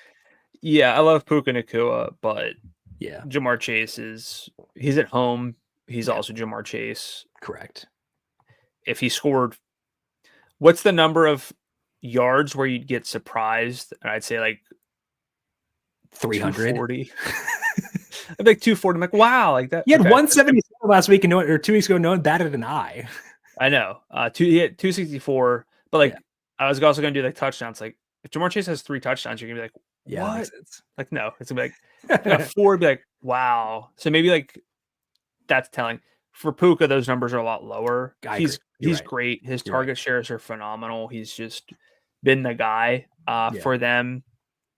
And again, like they're super relevant. Like they need to play hard. So he's going to get his workload. But I'm going Chase over Puka. For this week. Not that I don't like Puka, but by comparison. And I think the beneficial thing here for the Bengals is that I don't feel the need to force bringbacks this week. Like the fact that I don't like the Browns doesn't matter to me because which spots do I like bringbacks? So I think that helps make them a lot more appealing for this week. So Bengals to me pretty high on the list. That does include Burrow, does include Chase, both Chases, and T. Higgins. I just think that they're a really solid option. So if you ask me right now, who is my QB2? Lean is Joe Burrow over Hurts. And I think you could probably talk me into Hurts, but that's where I'm feeling pretty firm about for this week. Yeah. I mean, Hurts it took a bunch of narratives and stuff to get him to throw the ball. Yeah. Which is, I agree. They don't want to do that. Correct. Okay, weather for this week. Only spot with wind speeds in the double digits right now on the main slate is in Miami. That is for the Dolphins and the 49ers. 11-mile-per-hour winds there. That's pretty typical for Miami, so nothing too crazy there. It doesn't really bother me for Juwan Jennings. Debo doesn't matter because he doesn't get downfield targets anymore, so I think it's pretty status quo for them there. And again, Tyreek's salary is low enough as well. Let's dig in now to our positional plays for week number 16, going through position by position and breaking down our top plays on FanDuel for this week. Let's begin things at quarterback, Brandon. We talked a lot about how quarterback probably flatter for us for this week, with Josh Allen being the quarterback one, but after considering salary, not quarterback one by a wide margin. Is that kind of where you feel now that we've discussed the slate? Yeah, I'll like nitpick here. It's not even salary. Okay. It's a lack of value elsewhere. Yeah. It's not like, oh, I'm getting a little hesitant. He's well worth 94. You're right. Yes. What he's had, 100 FanDuel points in the last 2 games combined? Actually, yeah, I think it is 100. Because he had 44 and 55. Just a hair below it. 99 points to something. Jeez, what a slacker! I know. Actually, if he hadn't had the kneel down, he might have been the kneel downs. He might have been there. If he has 40 points, there aren't many cases where. And again, you talk about optimal lineup, then you get players you weren't considering and no one was really considering. I get that, but it's still within his range of outcomes, right? And they're around 20% likely to be the 1 seed. Like they still need to play hard. Yeah. He's also probably got other motivations awards wise and stuff. So that's still the post engagement bump as well, which helps. So Allen, I do want to try to get to him with Jahmyr Gibbs. Yeah. If I do that and plug in a defense of name for 3,200, let's say, you get 65-17 left for pretty much a full lineup. It does get tight quickly. That's where Hunter Henry's probably going to come in. Yeah. Brian Robinson's probably going to be a must. So things get a little awkward quickly, but you also kind of are in that range where you have Gibbs, play one of the Bears receivers, etc. You can make it work. And I think it's worth considering trying to sort of build around that and see how you go. You're not going to get any other studs necessarily. Right. But you have to me, the 2 top studs. I love Chase Brown, but I'm sorry, Chase Brown to me doesn't have a ceiling as high as what I think Allen and Gibbs would have. So yeah, you can do Josh Allen with Jahmyr Gibbs and Chase Brown if we get Tyjae Spears with Kincaid as opposed to Henry at tight end. 64-67 left for 3 receivers. I can make that work this week, so I'm cool with it. Yeah, so it's something that he's my QB1 with no real caveats. Yep. Okay. The only real clarification is he was my QB1 the last 2 weeks as well.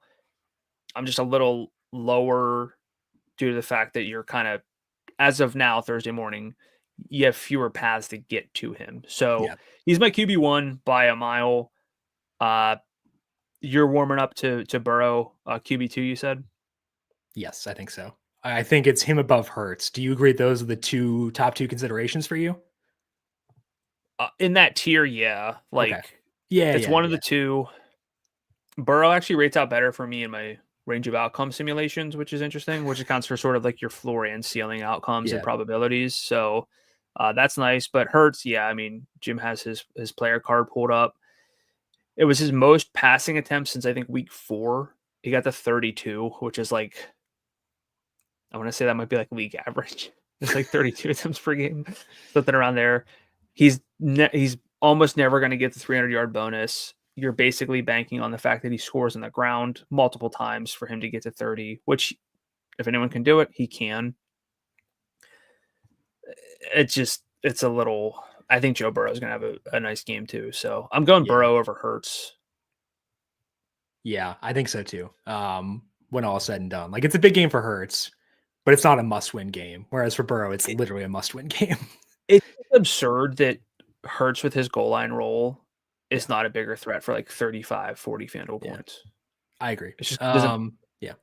So I'm putting Burrow 2, Hurts 3, Baker I think is like maybe a half tier below those guys, right? Yeah. Okay. For me. Yeah. I'm going Baker over Jaden though. Where are you with that? Same. I like Jaden Daniels a lot, but like if I'm worrying about the fact that he has no Noah Brown and no Zach Ertz, that tells you a lot about their pass catching core. Yeah. And get this man another receiver alongside Terry for next year, please. How is this team so good with their pass catching core? I know Terry's awesome, but like, my goodness, he's awesome. He's the best. Get him a pass catcher for next year. I don't like anything in the 7,000 range, frankly. Not a single guy is speaking to me here. I think I could skip this entire tier and be happy with myself. Anybody in the 7,000 range, you're like, yeah, man, sign me up. Not, yeah, man, sign me up. But I think Jared Goff could see more passing volume, which is interesting, but I'm not going to get there outdoors. Yeah. I'm not playing Anthony Richardson. I'm not, like, Aaron Rodgers is coming to life, but I'm not playing him necessarily.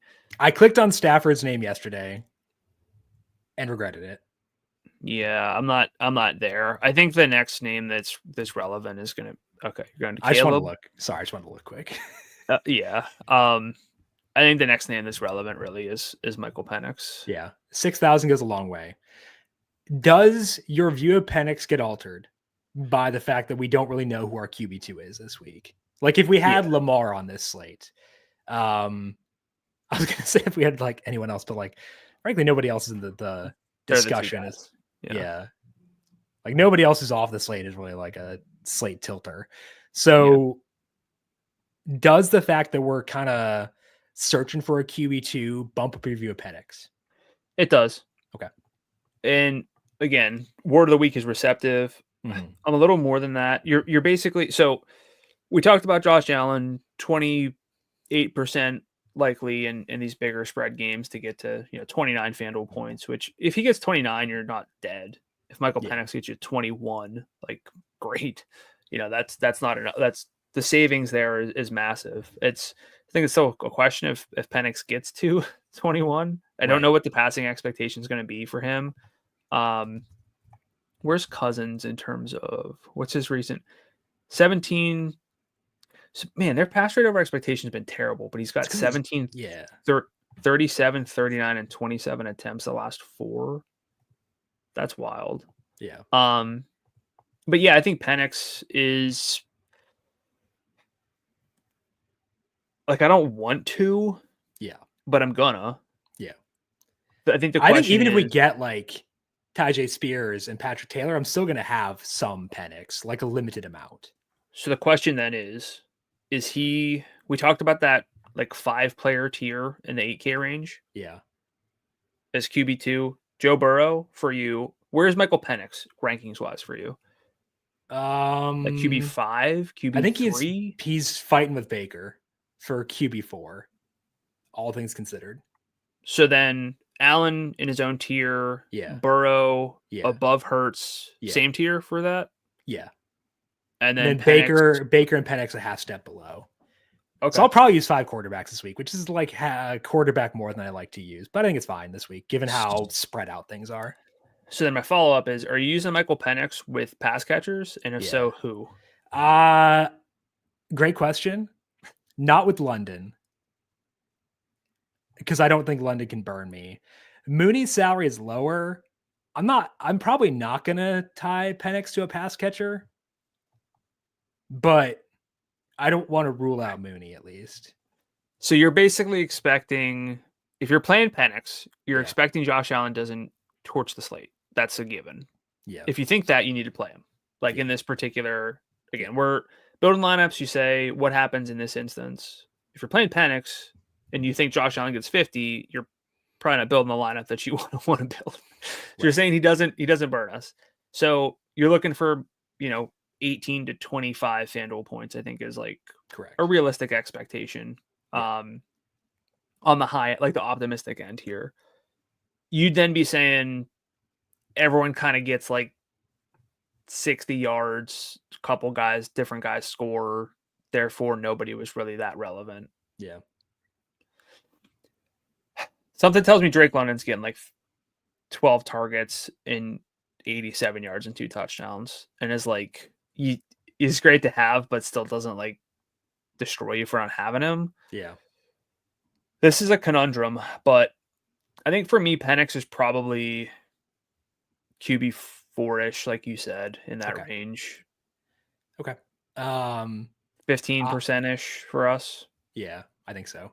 I fundamentally think that we should always pronounce players' names correctly because they are pro athletes and deserve that respect, and people in general deserve that respect. However, I would consider calling him Michael Penix if he flops. That will be Floppy Penix is on the table if things go awry. But again, he'll be Penix because I respect him. Pro athlete, good for him. Excited for him to make his debut. Just saying, it's out there. Okay, loves a quarterback are Josh Allen and Joe Burrow for me. What about for you? That's where I'm landing too. All right, cool. Running back. We haven't talked Saquon Barkley yet. That seems kind of weird. $9,100. I forced him into my highest dollar single entry lineup last week. Like, okay, the Steelers struggling against the run. It's Saquon Barkley, got this MVP buzz, and then he got hurt, and that stunk. I need to check their injury report. I don't think he was on it at all, which means that he's good to go. This is a more important game for them than he did not practice due to rest. So he's probably fine. Saquon or Bijan for you? Saquon. I agree. So are we lower on Bijan than we thought we were? No, it's you're giving me an MVP candidate who barely played last week in a game that's important. You're giving me Jahmyr Gibbs, who'd probably have considered at 83 now without the guy who takes 40% of the snaps away from him. Like Jahmyr Gibbs is objectively like $800 under salaried. Yeah. And Chase Brown's been playing like 90% of the snaps and is really good at football. So it's not against Bijan. There's competition and that matters. Yeah. I'd say like it'd be nice to see you get Penix. Okay, Penix in the rate. I'm saying it's the Raiders defense at 32. Gibbs, Saquon, and Chase Brown is 3 running backs. You get 6,300 for 3 receivers and a tight end. And it's 65 if you plug in Dalton Kincaid. So it's kind of like the same receivers you get with the Allen lineup, except you get Saquon Barkley as opposed to Tyjae Spears.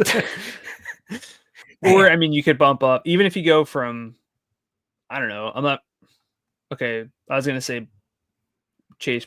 So if you go Chase Brown, who's the lowest salaried, with Bijan, yeah, you're still at 6,125. Yeah. So yeah, Penix does move the needle. You're right. But I agree that Saquon's number 1 over there. I will not use James Cook. I will not use Kyren Williams. I do like James Conner, but like, man, kind of gets more squeezed, of a differentiation. Yeah. Because he could have 2 touchdowns, could have 120 yards. Yeah. I'll put it this way. If I have 8,900, I'm going Bijan. Like, sure. Yeah. If I can't quite squeeze things in and I have 8,400 and already have Gibbs and Chase Brown somehow, I'm receptive again. I agree. You need a little like counter for how many times I've said that word, but Connor's good. It just, he's like the RB5 among the studs. Yeah. And gets squeezed for sure. Yeah. Gibbs is someone we like to use in every lineup if possible. Chase Brown is number 2 among the studs. Where do you rank Chase Brown compared to Saquon at 91? Knowing what salaries look like, I'd go Brown over Saquon. Okay, same. At some point, I gotta be realistic here. Yeah. Chase Brown, 121.7 yards from scrimmage per game without Zach Moss. Saquon, 140.3 in his game. So there's a drop off, but Chase Brown also not going to lose goal line rushes to his quarterback. So at salary, prefer Chase Brown, but do like Saquon quite a bit as well. No Breece Hall, no Devon Achane. I like Bucky. Are you going to object to me dumping Hall and Achane? No. Cool. Bucky 78. Now that we've discussed through the rest of the slate, how do you feel about him? And we'll toss Jonathan Taylor and Aaron Jones in that discussion as well. Aaron Jones sneakily, like consistently solid role, but we got some heavy hitters with massive upside. Yeah. I think Irving has it. We've seen that from him. Taylor has it. If he holds on to the football, I don't know if Jones really has that. I agree. I think he's going to get squeezed out. I think you also kind of extend that maybe to a Rico Dowdle, but I think Rico's got like... They're trending opposite directions right now. They are. Yeah. So I like, because I'm going to make the case for Rico. I mean, I already feel like I've made it by now, but when I'm talking like superstar running backs, I think Rico's got some single game upside. Like he had the past two games with no touchdowns, 17.6 and 17.9 FanDuel points. Huge total this week. The Cowboys implied total 22.5, which is pretty good. Sounds like Alvin Kamara. I mean, Alvin Kamara at 73 would be pretty cool. So Dowdle versus Bucky in that same game. I mean, I'd rather get to Bucky. I'd probably go Dowdle, considering the salary difference. That's like, I'd rather get there, but again, realistically, yeah. Also, like, Bucky, you get up to that, like, okay, can you reorganize things to get to Chase Brown and get the guy who's going to play 90% of snaps? Right. You don't really get that with Dowdle because you can't jump up. I don't really want to bump down. And he might be the guy who plays 90% of the snaps. Like, he's not gonna most likely, but like he's more likely to. So yeah. It's like Pollard. I mean, Chuba just got like iced. Just no rushing. That was weird. It was. If you look at his games with the snaps up, he's still at an okay role. 17 carries, 3.7 targets, but only 92.6 yards from scrimmage per game. 45% red zone share, which is good. So like, I prefer Rico over Chuba. Do you agree with that? I agree. 94% snap rate last week though, which is pretty sick. Hard. Yeah. So he's still on the board, but you get in that conversation of like, not that you have to play 3-3, but you're like, could you see yourself building a Rico Dowdle, Chuba Hubbard, Brian Robinson stack, or do you think you're leaving too much upside on the leaving too much upside on the table? I need minimum one of the 8,000 and up running backs. Yeah. Strong preference for two. And if I can get to three, that's a great day. Yeah, I think that's kind of where I'm trending as well. Okay, cool. We talked about the Seahawks situation before. If we get Walker with no sharpening, I'm a bit higher on him, where I'd feel pretty good about him in that scenario. Similar to Robinson in that situation. So Chuba or Walker with no Charbonnet? Walker. Yeah. Chuba has the better matchup. They're both like slight home dogs. They're both can play a bunch of snaps. Walker's more explosive, but also more volatile. Yeah. I guess I probably should go. You might be right. I don't know, man. Seeing Charbonnet do what he did when he had the backfield to himself, like that's like in my brain. And like, I know Walker could do that. Yeah, I hear that. So I think that's what I'd get hung up on. Let's talk Brian Robinson, 68. I feel like if we don't get Tyjae Spears and don't get Patrick Taylor, then I'll just wind up having a lot of Robinson because he's the lowest salary guy I can like stomach. But I'm cool with that because he's got 103 yards in scrimmage per game with no Eckler. 34% red zone share, but partly because he just didn't play in the second half of one of those because they were up so big against the Titans. He's had some tough matchups in that time too. So the Eagles are a tough matchup on the ground, but that's fine. So I like Robinson quite a bit at 68. Now that we discussed the rest of the slate, are you still high on him as well? I think I have to be. He's a combination of upside in terms of, I think he's a good football player with like yardage upside. He's got a good red zone role. If this game is, has a pulse, the real downside here is that Washington runs like 47 plays, which is a possibility. Right. But I think it's accounted for in the salary. He was living in the like 73 range. Yeah, that's where he should be, I think. And I think that, like I was saying, Chase Brown or Jahmyr Gibbs is $800 under salaried. Robinson's probably $500, $400 under salaried, which is enough on this slate. So I like him quite a bit. Yeah. Jerome Ford, I would like to not get to. That's kind of where I settle in. Is that same for you? I agree. I would rather not, but if I need to, like a Robinson Ford, like then go heavy at like Allen and Jamar Chase kind of situation. Yeah, I agree with that. Okay, so then we have the potential value plays, which are Tyjae Spears and Patrick Taylor. They do a lot for you. They do. I like Spears quite a bit. I'm going to stick with 70% for him. Probably going to lower Taylor to like 40, 45%, I think. But still high on him if we get in without Garendo. How about you for Spears and Taylor? Yeah, warming up to Spears more, just knowing that there's not a lot and knowing what's at stake with, again, the tight ends in that 7K range with, I think, pretty sizable upside. Jamar Chase, we haven't talked Justin Jefferson at all. Puka, Mike Evans. Like, there are some guys who can, at receiver. So if there's an opportunity cost. If you're playing Tyjae Spears, you're not playing one of those, 8K and up running backs. Question is, you said you want one or two, 8K running backs in every lineup. Yeah. Do you see yourself going like double value with Spears and Taylor in the same lineup? If we get both, I'll use both in the same lineup at times. Yeah. But is that's not close to your preference of starting from scratch? I mean, if there have been weeks where we've plugged in like Charbonnet and I don't remember who was in the same lineup, but I don't know if that's the week out. Like, I don't know if a Taylor Spears is where I want to start. I can't spell. Oh my gosh. If I go with Josh Allen, Tyjae Spears, Patrick Taylor, Jahmyr Gibbs, Raiders defense, 71 left, and I've put in Jamar Chase, that's $6,300 left per player. I can go Dalton Kincaid and feel really good about this lineup. So yeah, I would do it at times. Would not be my favorite build, but like in the lineups where I want to get to Allen and Jamar Chase, I'll do it. Yeah. So not like a highest dollar single entry lineup, because I'd probably pivot off of Taylor in that situation, but I go with Spears in that situation. Yeah, I'm warming up to Spears. Okay. Running back loves for me are going to be Jahmyr Gibbs, Chase Brown. And then if we get no Pollard, I would put Spears as my love. What about for you?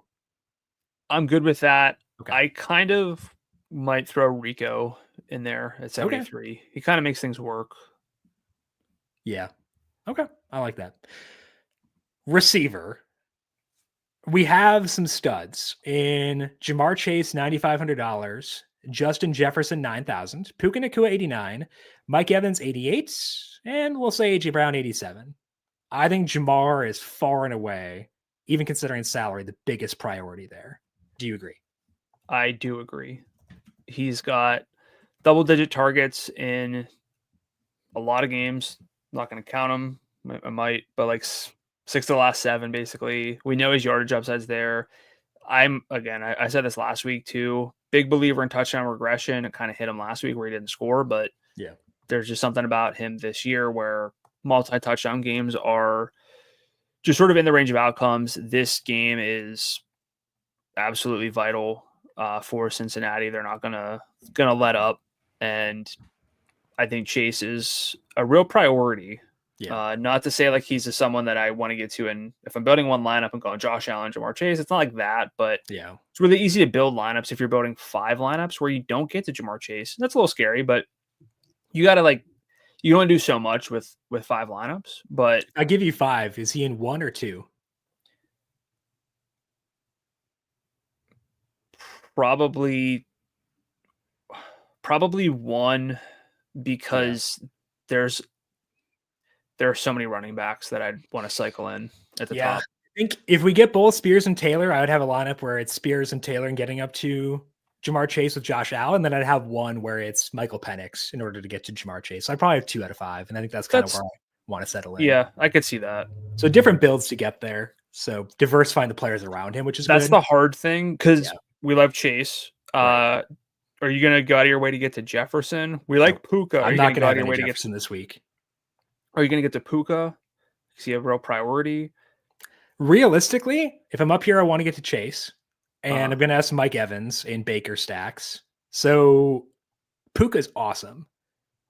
And I actually have some fear. I have way more FOMO with him than Jefferson in this matchup.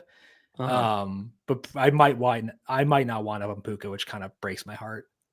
So yeah, my thing is okay, what I always hate is I build 5 lineups. I go out of my way, rebuild from scratch to get to Jamar Chase. And then I have 5 lineups and they're just completely different.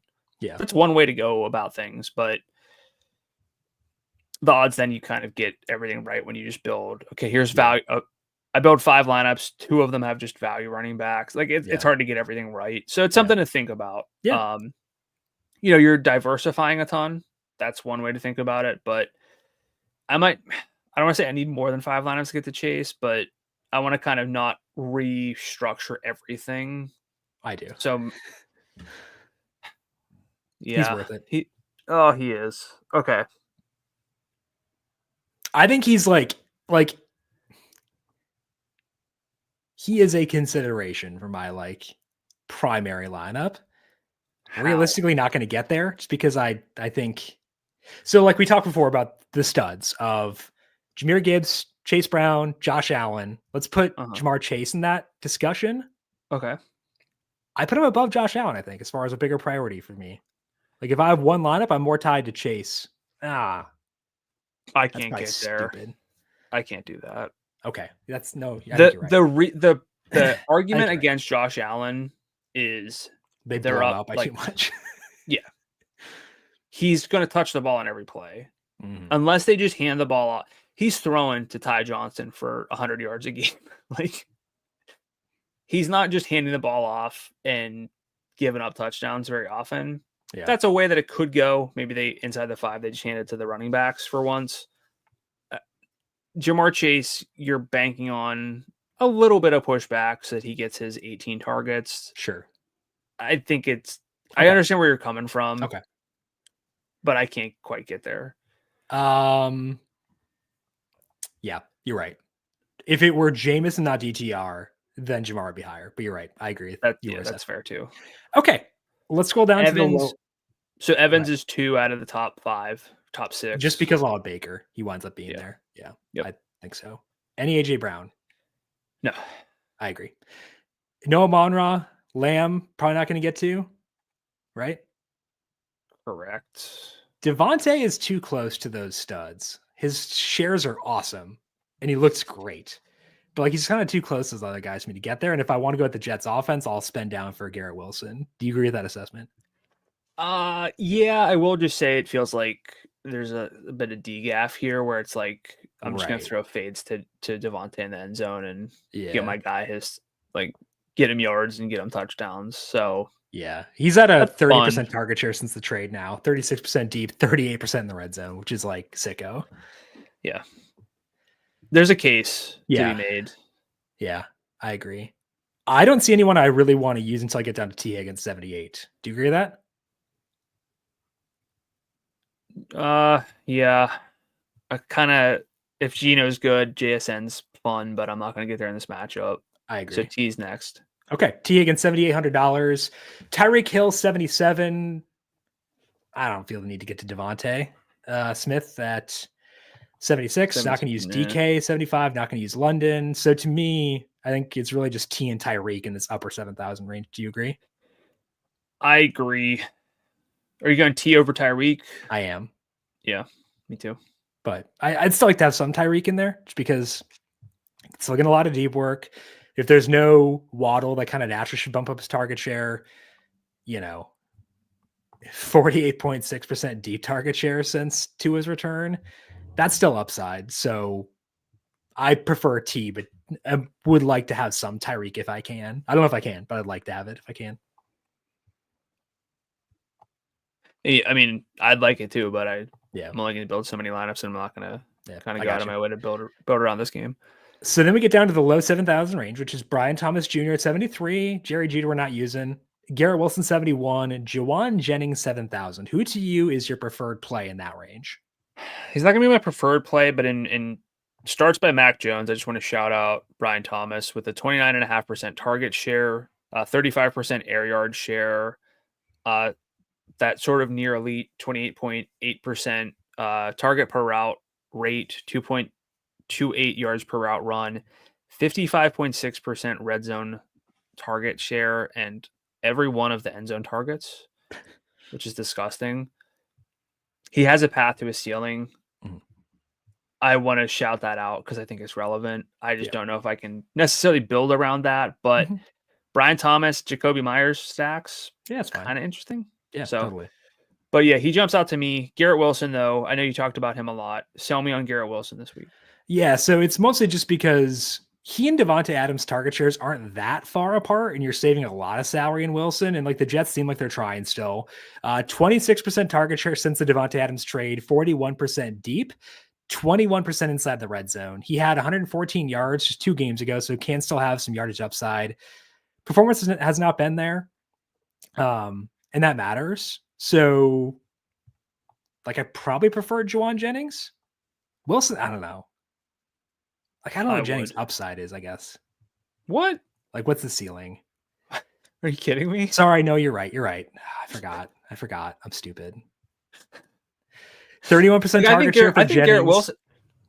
Go ahead. I think Garrett Wilson has a ceiling too, but Yeah. No, you're our guy right. Juwan has a ceiling. You're right. Juwan in the relevant sample, which is with Purdy, without Ayuk, with Kittle, 31% target share, 35% deep, 29% inside the red zone. Is he a love, Juwan Jennings? No, but that's only because his salary is in an awkward stage where we built like the two sort of cookie cutter starts to lineups, and we're around like 63-ish for receivers. We can still get there, but that's not exactly where we're living. Okay. So for that reason, he's not a love, but he'd be close otherwise. Okay. I think that's fair. And then we get down to the 6,000 range. Marvin Harrison Jr., 60. Okay. I'm not using Addison. I like his shares, but I hate the matchup. Yeah. Marv, 68. Jacoby Myers, 67. Debo, 65. Between Marv and Jacoby, who do you prefer? I'll probably have more Marv due to like just being on this. I don't want to say this game, but just this offense a little bit more. Jacoby's really interesting though. Yeah. In this spot, I probably should go Jacoby. For me, like I think Marv has yardage upside. He hasn't really shown it. Yeah. Just 2 100-yard games for him this year. He's more of like a touchdown guy. I'm sure there's a great comp staring me in the face, but I can't quite think of it. I got nothing. Yeah. I mean, Calvin Ridley last year is a comp. It's not a complimentary comp, but like that's kind of what it is. Yeah. I'd lean Jacoby, I guess. I agree. I think so too. I like both, but and like we were talking about that, being in the 6,000 range a lot. I'll probably get to both. So sure, that's fine. And I'm cool with that. Are they over Debo for you? Yeah. Over Mooney? I can't talk myself into Debo. Like the more I think about it, it's like, it's so much like projection and hope. Hope leads to cope. And I don't really want that. He's got a minus 11.9% catch rate over expectation since the bye. There's a lot. Again, underneath work should be there, especially if Miami plays the way they've been playing, limiting downfield work. It should be there.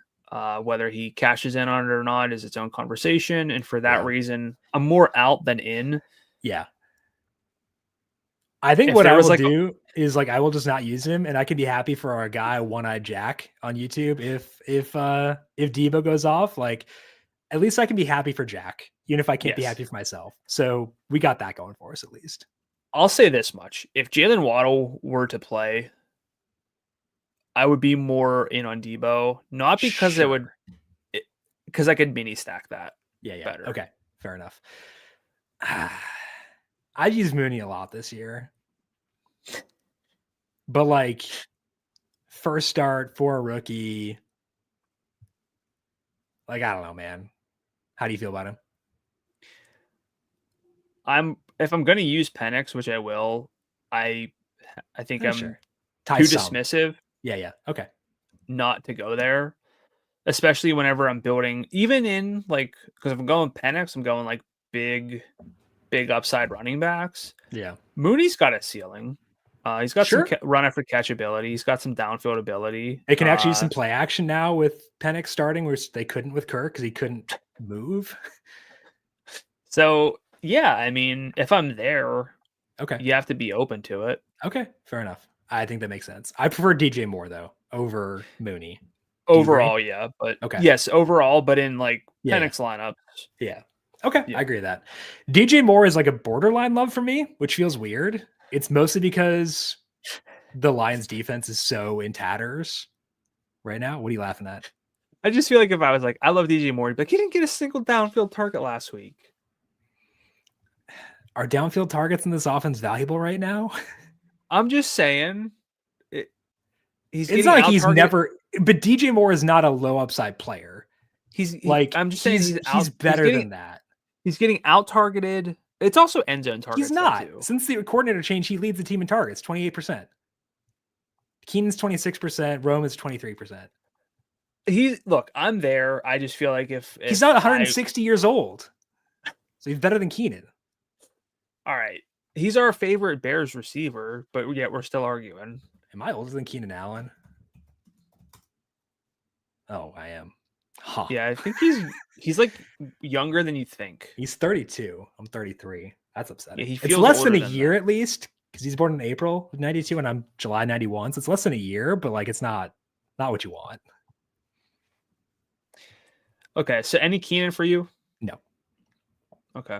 Any well, we'll get to Rome, I guess, in a second, but yeah. I'm gonna go DJ Moore as my top guy in this range. And DJ Moore, I'll probably just wind up with a lot. Oh, I'm gonna be in this range a lot. So maybe I'd have some Keenan in there just in order to lower my DJ Moore exposure, but that's the one. So you're open. We'll hit the buzzer. Or the bell. Like you're receptive to Keenan, but you prefer. I do. Do you prefer Keenan or Rome? I think you probably said this by now. Rome. You hate Keenan, man. I do. All right. Okay. I skipped over most of the rest of the 6,000 range. Not using Pitboy, not using Thielen, no JMO, no Downs. I think I can skip down to the 5,000 range, right? If Waddle is full by Friday, which I would doubt. Yeah. It's tough still. Yeah. Because like he was pretty thin and then got banged up, and that's tough for me. Yeah. He played more. When I saw that he had a 0, he played more snaps than I thought, if memory serves. Yeah, and again, he didn't, he played the first half pretty much. So yeah, it was tough. Okay, 5,000 range is okay. We got Calvin Ridley 59 with Rudolph. Rudolph in December. Oh, Rudolph in the final game before Christmas? Oh my goodness. Okay. Ridley 59, Adunze 59, McMillions 58. Who is your preferred play of those three? I kind of like all of them to different degrees. I agree. And for different reasons. I kind of keep looking at Calvin Ridley, though, indoors with... Yeah. So he's got the biggest delta between his receiving yards and his air yards for the season. It's not a good thing necessarily, but it's a thing. Yeah. And at 59... I don't remember where his salary has been. I know it's been higher than 59. 6,000s. Yeah. But he was 6K last week, I know. There's enough here for Ridley. Now, he didn't get, I took a note in this in my recap on FanDuel Research, but Ridley, where's he at? Okay. So from Rudolph, he peppered Chiga Okonkwo. He got 7 targets. Josh Wiley, pretty sure he wears the Guardian cap. I think he scored 2. And Ty J. Spears had 5 targets from Rudolph. And Ridley had just 3 targets. I'm not like extrapolating too much there, but... Well, we don't have to extrapolate because we've seen 3 starts with Rudolph, and Ridley had a 31% target share despite playing alongside Nuke in one of those. Yeah. So 65% deep target share.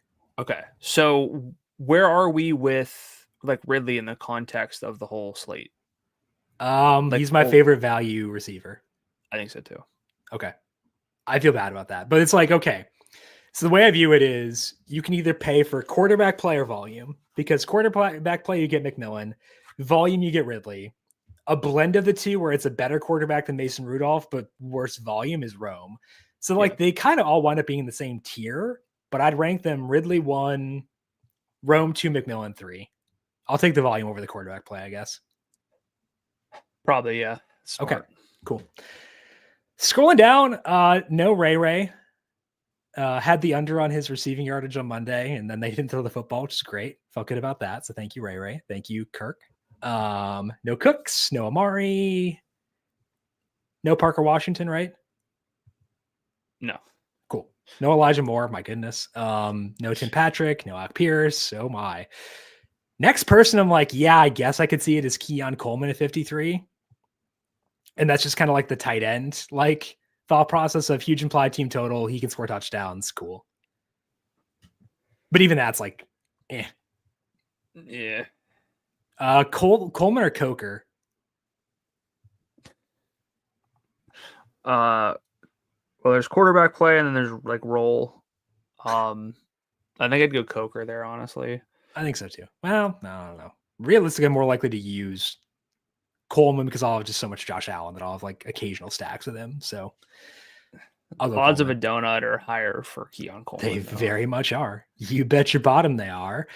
I mentioned before, I'm not going to have Browns bringbacks. The only guy I'd kind of consider is like Cedric Tillman, because he had a really good role before the concussion.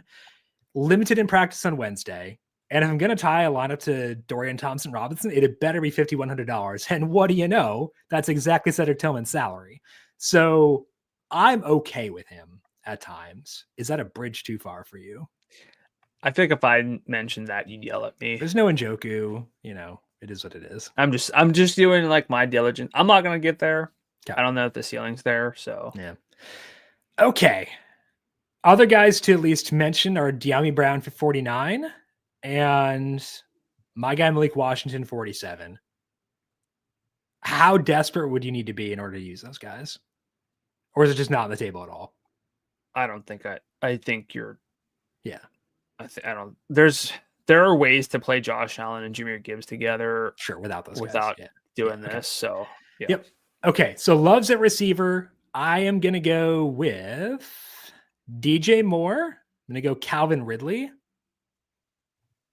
and Chase. It's either Chase or Juwan Jennings. I think it'd be next guy for me. How about you? I still have a lot of likes here, which this wasn't as helpful as I thought it was going to be. Just being honest, I still like a lot of guys. Receiver is going to be the last position I probably fill in, which is kind of telling. Yeah. Jamar Chase, probably go Juwan Jennings. You're selling me on DJ Moore, so he's in that convo, and Calvin Ridley, probably my top 4. Cool. I like it. Tight ends. We have 4 guys with salaries 7,000 or higher. None of them are fully off the table. Brock Bowers 77, George Kittle 76, Trey McBride 75, Jonnu 7,000. Jonnu lowest for me because of Fred Warner, of course.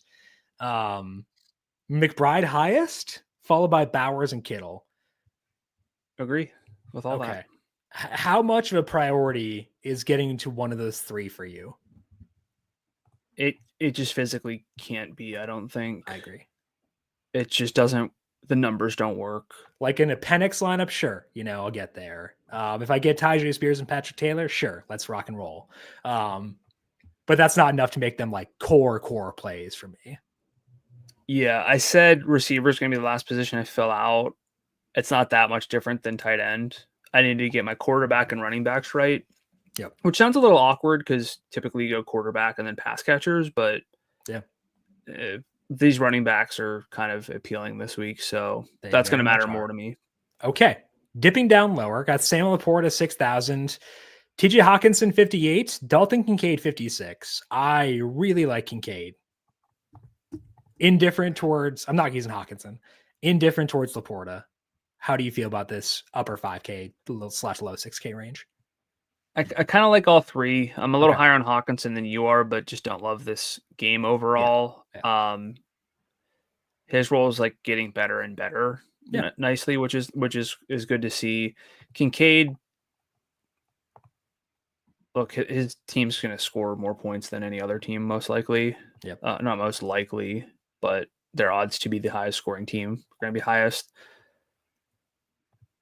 He's probably going to end up being the tight end I have the most exposure to out of salary necessity.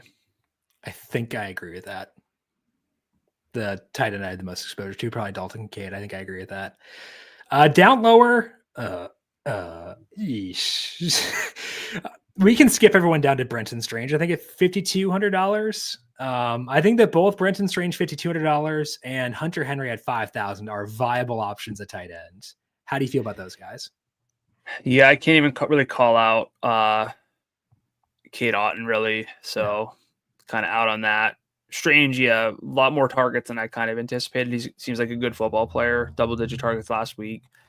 Still have obviously questions about touchdown like upside, but especially if they're just going to throw every end zone target to Brian Thomas, so that's I think relevant. Like a Jacoby Myers, Brenton Strange stack is nice. Sure. Strange in the games with no Evan Engram, 17% target share, 17% in the red zone, and 4 of those 5 games were played with Christian Kirk and Gabe Davis, who are no longer there. So, like, I think 17% target share is like the floor for him, which is nice. Yeah. So he is interesting, especially with that bring back potential. Mm-hmm. Strange or Henry? So the issue I run into with Henry is that I'm going to have Kincaid in a lot of Allen lineups, and I'm not using 2 tight ends. So, like, I think that I prefer Henry, but I'm more likely to wind up using Strange, I guess. If that makes sense. Yeah, I think some savings though. Yeah. 600 in savings is relevant. I should probably just go Strange over Henry. Yeah. They're kind of the same player, aren't they? Where it's like you get a target share on like a bad offense. Sure. I don't know. I could see that. Okay. We did get a question before about Ben Sinnott. I think one thing that's kind of flown under the radar, like he is a guy with draft capital. There's no Zach Ertz this week. Good offense. Someone's got to earn targets. He did run a good amount of routes last week. The problem I have with Sinnott is he's been running routes all year and he has 5 targets. He has 85 routes and 5. I think it's 85 routes and 5 targets. He just hasn't earned targets. So I get it. It's a good question to ask about him, given that Ertz is likely out, but I can't do it because like he just has not earned any targets at all this year. Any difference for you? No, at a certain point, like, yeah, the potential to earn targets is greater. Mm-hmm. But yeah, he's got a 5.7% target per route rate, which I didn't even know existed. Correct. Honestly, it's not great. I think he was a 2nd round pick, and they just like he and Luke McCaffrey are both like somewhat high draft capital guys, and like they're playing Zach Ertz and Noah Brown over them. That's not ideal. So yeah, it's not great. Loves a tight end for me. Dalton Kincaid, Trey McBride, but realistically, I'll probably might have more Brenton Strange, which feels bad. It does, but I love Trey McBride. We love Trey McBride. Yep. McBride or like Bijan Robinson. Kind of like it's not a 1-to-1, it's lineup construction. Exactly. Yeah. I mean, I agree. Defense, you already shouted out the Raiders. They're playing Mac Jones. Like I know there's no Max Crosby, but like they're playing Mac Jones. Their defense was fine against the Falcons, in part because Kirk is bad, but Mac Jones is bad. So I think the Raiders of 32 definitely work. I'm cool with that personally. Yeah. Would you consider the Giants against the rookie quarterback? Consider yes. Okay. Will I use them? There's a non-zero chance I would. Yeah. Yeah. So yeah, I think it's on the table at least. Scrolling up, no Panthers, no Cowboys. No Cowboy. Maybe. I don't know. maybe. Jags at 30? No, they're bad. No, I can't do that. Oof, dumb question, Jim. Any Dolphins for you at 37 as slight home favorites? Probably not. I agree. Same thing for the Rams, where they're road favorites, but 37 is kind of high for them. Seahawks 38. I'd rather spend the money to get to the Falcons at 4,000. 8.5 point favorites for a reason against my guy Drew Lock. I shouldn't call him that anymore. Yeah, I think it's really Falcons and Raiders, like the two teams I'm most itchy to use there. Yeah. I don't think I can get up to like the Bengals at 44. Nope. Salary's too precious. I'm not sure if I've spent $4,400 for a defense yet this year, which is probably stupid. Maybe I shouldn't admit that, but I don't think I have. So, okay. Any final thoughts for you now that we've discussed the entire slate? Surprisingly, a lot of ways to go. Yeah. I still think building around running backs is the best approach in my primary approach, but I'd be open to like a Mike Evans, Jamar Chase build. Yeah, that's fun. Those guys have potential, but the sheer amount of running backs with, call it 75, 80% snap rates, good red zone rolls, good yardage. I think it's going to be tough if you're building around like Jerome Ford a lot. It's not slight to him exactly, but like Jerome Ford, Ramondre Stevenson lineups, I don't know if they're going to do it this week, but I agree. If I remember, send you my exposures on Sunday just so I can have them in Slack. If I send you exposures and have less than 20% Jamar Chase, slap me. Like I think I need a bit more than that. I can't get to a ton more than that, but I want a bit more than that. So physical violence is not condoned unless I send you the exposure to less than 20% Jamar Chase. I think that's what I wound up on after discussing the entire slate. That is all that we have here for today. As mentioned, unique schedule next week due to the holiday. So we'll be with you on Friday at noon Eastern on the YouTube page, but also up on the FanDuel Research Podcast feed, wherever you get your podcasts after that. So go search for FanDuel Research Podcast, hit subscribe if you like what you hear.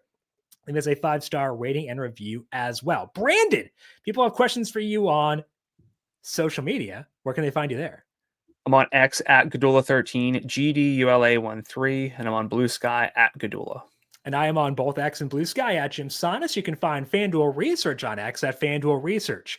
Big thank you to our YouTube producer, Justin Lane, for his work on the video side of things. Thank you, Justin, as always. And thank you to everyone for tuning in. Good luck to you with your Week 16 NFL DFS lineups. We'll talk to you once again next week. Until then, though, happy holidays. We'll talk to you next week. This has been The Heat Check, a FanDuel Research podcast.